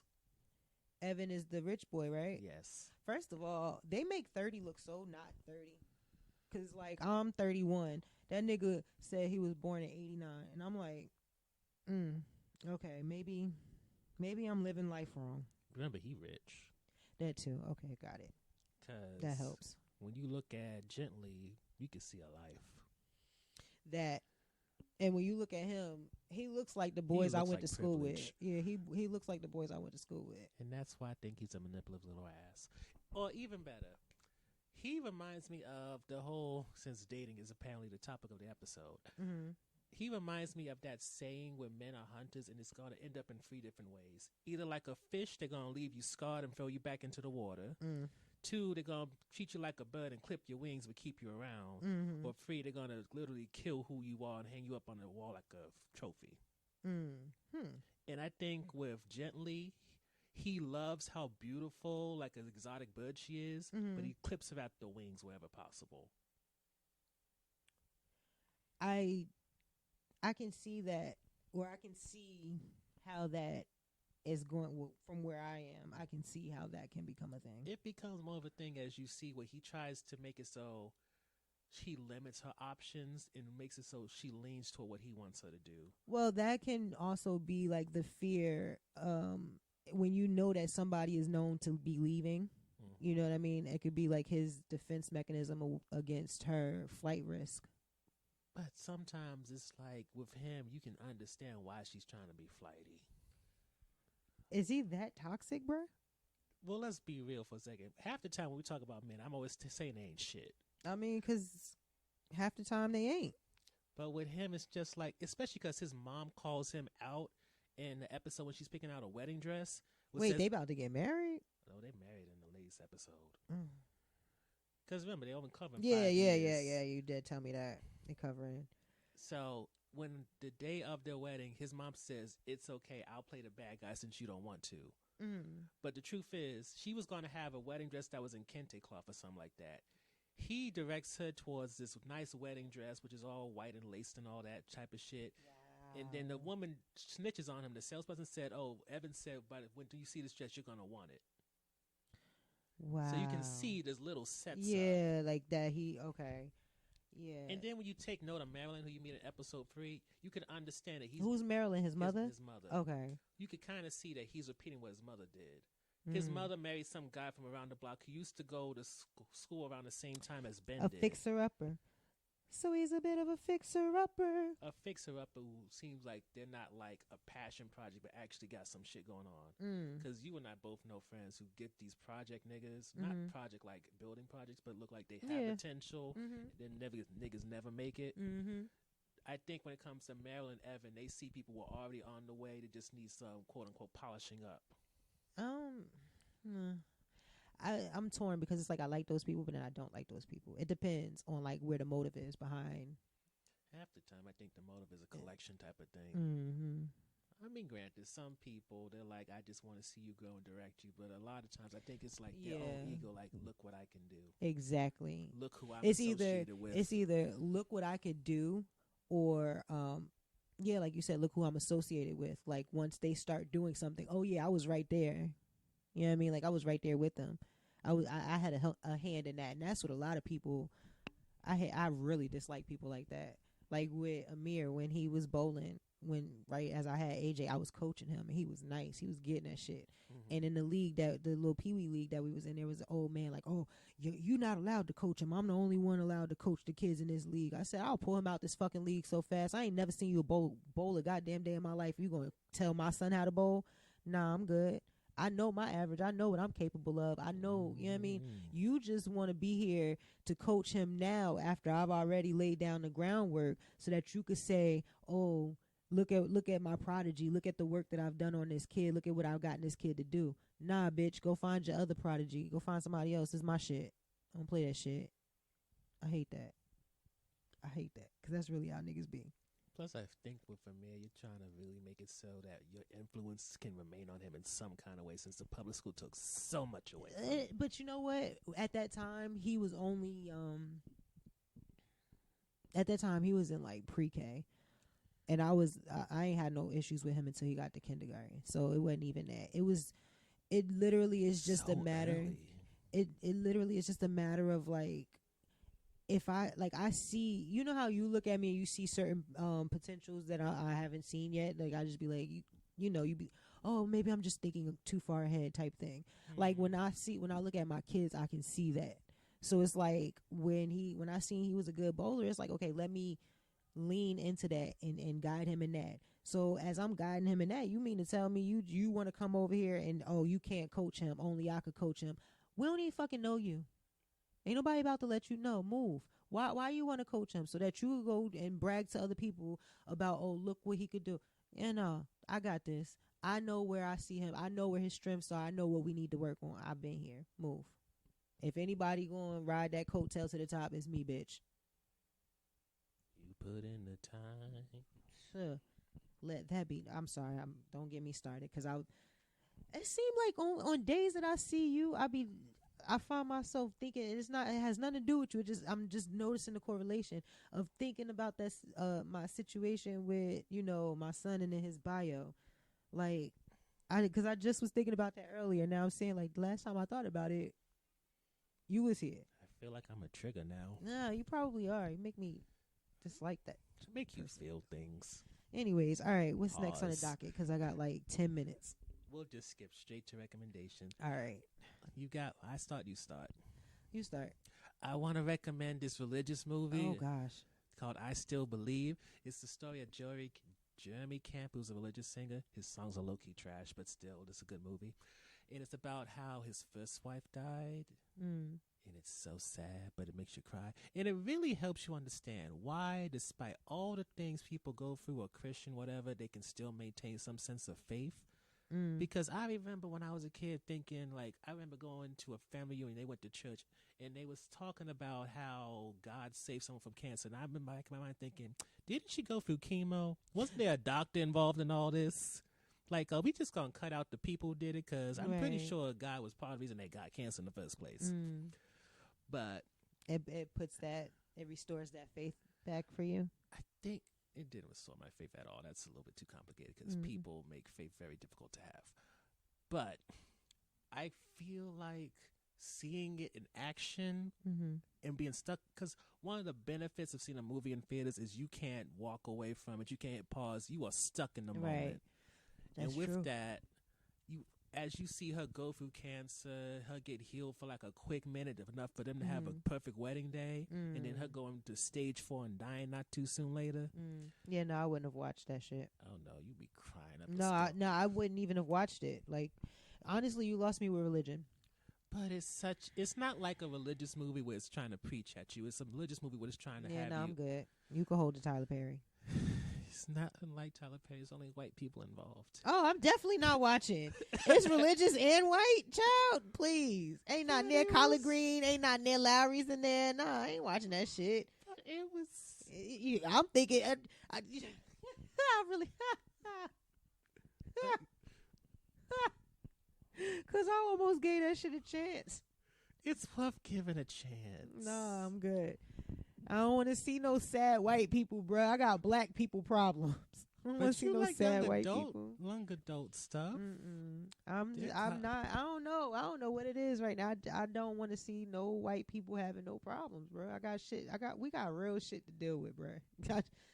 I mean, if it was a good movie, I'm happy that it made you feel something. I was crying throughout that whole shit. I'm so glad that I drank enough water because they kept hitting me in the gut. And I'm not talking about them Denzel glory tears. I'm talking about we was going from like Kerry Washington to possibly Viola Davis. God. Like there wasn't. It's not involved. But I was choked up. As soon as you say Viola, that's it. I was thinking to myself, is this the coronavirus? Why can't I breathe? Is you God? We call God Sky Daddy. Yeah. That sounds like a pimp. It does, doesn't it? It does. People, they really get turned off when we say that. But I'm gonna stick to what my friend does and just call God a woman because it just no. You know what? Me. You know what? For me, God takes whatever form I need God to be. If I need a black woman, God gonna be a black woman. If I need, you know what I mean? If I need a man to be like, yo, bitch, you need to get about these feelings, and I need God to say that to me, then God gonna be a man. Like it's literally whatever form you need it to be. You know what I mean? So sometimes he's Sky Daddy. When he coming through in the clutch, he's Sky Daddy. You feel me? Daddy always comes through. Yeah, Sky Daddy. You're Sky Daddy. Your recommendation, ma'am. Oh, I'm gonna go with Freaks, bro. It was definitely, it was worth the watch. Like I said, outside of the special effects, like you know, the green screen and shit that they tried to do like that shit was ass. But the story itself was it was good. That's the thing about sci-fi and horror indies. They try to do too much with special effects. Yeah, you could tell like somebody just got like a green screen and learned how to do it and was mad soup like, hey yo, we could do this, yo. And somebody else was like, you think you could do that? They was like, yo, I got this. I watched like 5 YouTube videos on how to do this shit. It's like, all right, fine, go ahead. And then that's what they came up with. Because like at the end, there's a scene where like the mom flies off with the daughter or whatever, and she's like flying. She like Superman and shit like that. And the daughter's just sitting there. And I thought that was super corny. I could have definitely did without that. And then in the background, it's like, you know, the city getting smaller behind them as they fly off. And it was just like, yeah, you almost could have taken a city from behind Batman and just put that in there, and it probably would have been better. Like just copy and pasted it in the background. It looked terrible at the end, but the story itself, like for me, because you know my kids are very big on family, so like the concept of family, little girl, her desire for a mother. I thought she was calling me by my first name. Her desire for a mother, you know what I mean, the family dynamic, like how the father like took care of her, and you know what I mean, like just it just really like from a parent's perspective, it just was hitting me in the gut back to back, because like it was just like I see the pain in the dad's eyes when he's saying like, yo, I'm really just trying to do this for your own good. Like, I know my methods are harsh. I know that you thinking like, why the fuck are you doing this to me? Like, this is not fair, but I'm really just trying to protect you. So like to see that aspect and then turn around and see her desire for a mother that had, that hit me in my heart with my son. Cause it's just like, yo, I never want to see, him feeling like I need a mom or I want a mom. Like, bro, he has Shonda. Yeah, you good. You don't, like, that's like I've always said, that's never gonna be a worry of yours. You know what I mean? So those aspects were like just really, and then like she had met her grandfather, and it brought me back to thinking about my grandfather, and you know what I mean? Just everything about it was just like, wow, I'm crying. So it was good. That's my recommendation.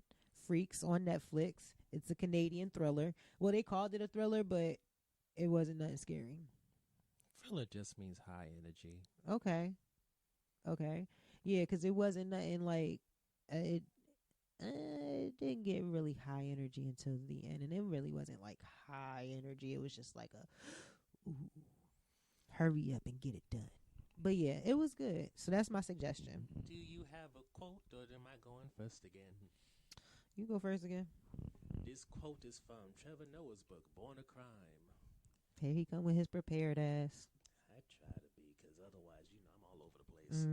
So the quote is, comfort can be dangerous, for comfort provides a floor, but also a ceiling. Okay, so my quote is, you can lead a horse to water, but you can't make it drink. It's always gonna apply to life. All right, guys, it's been real and long. Pause.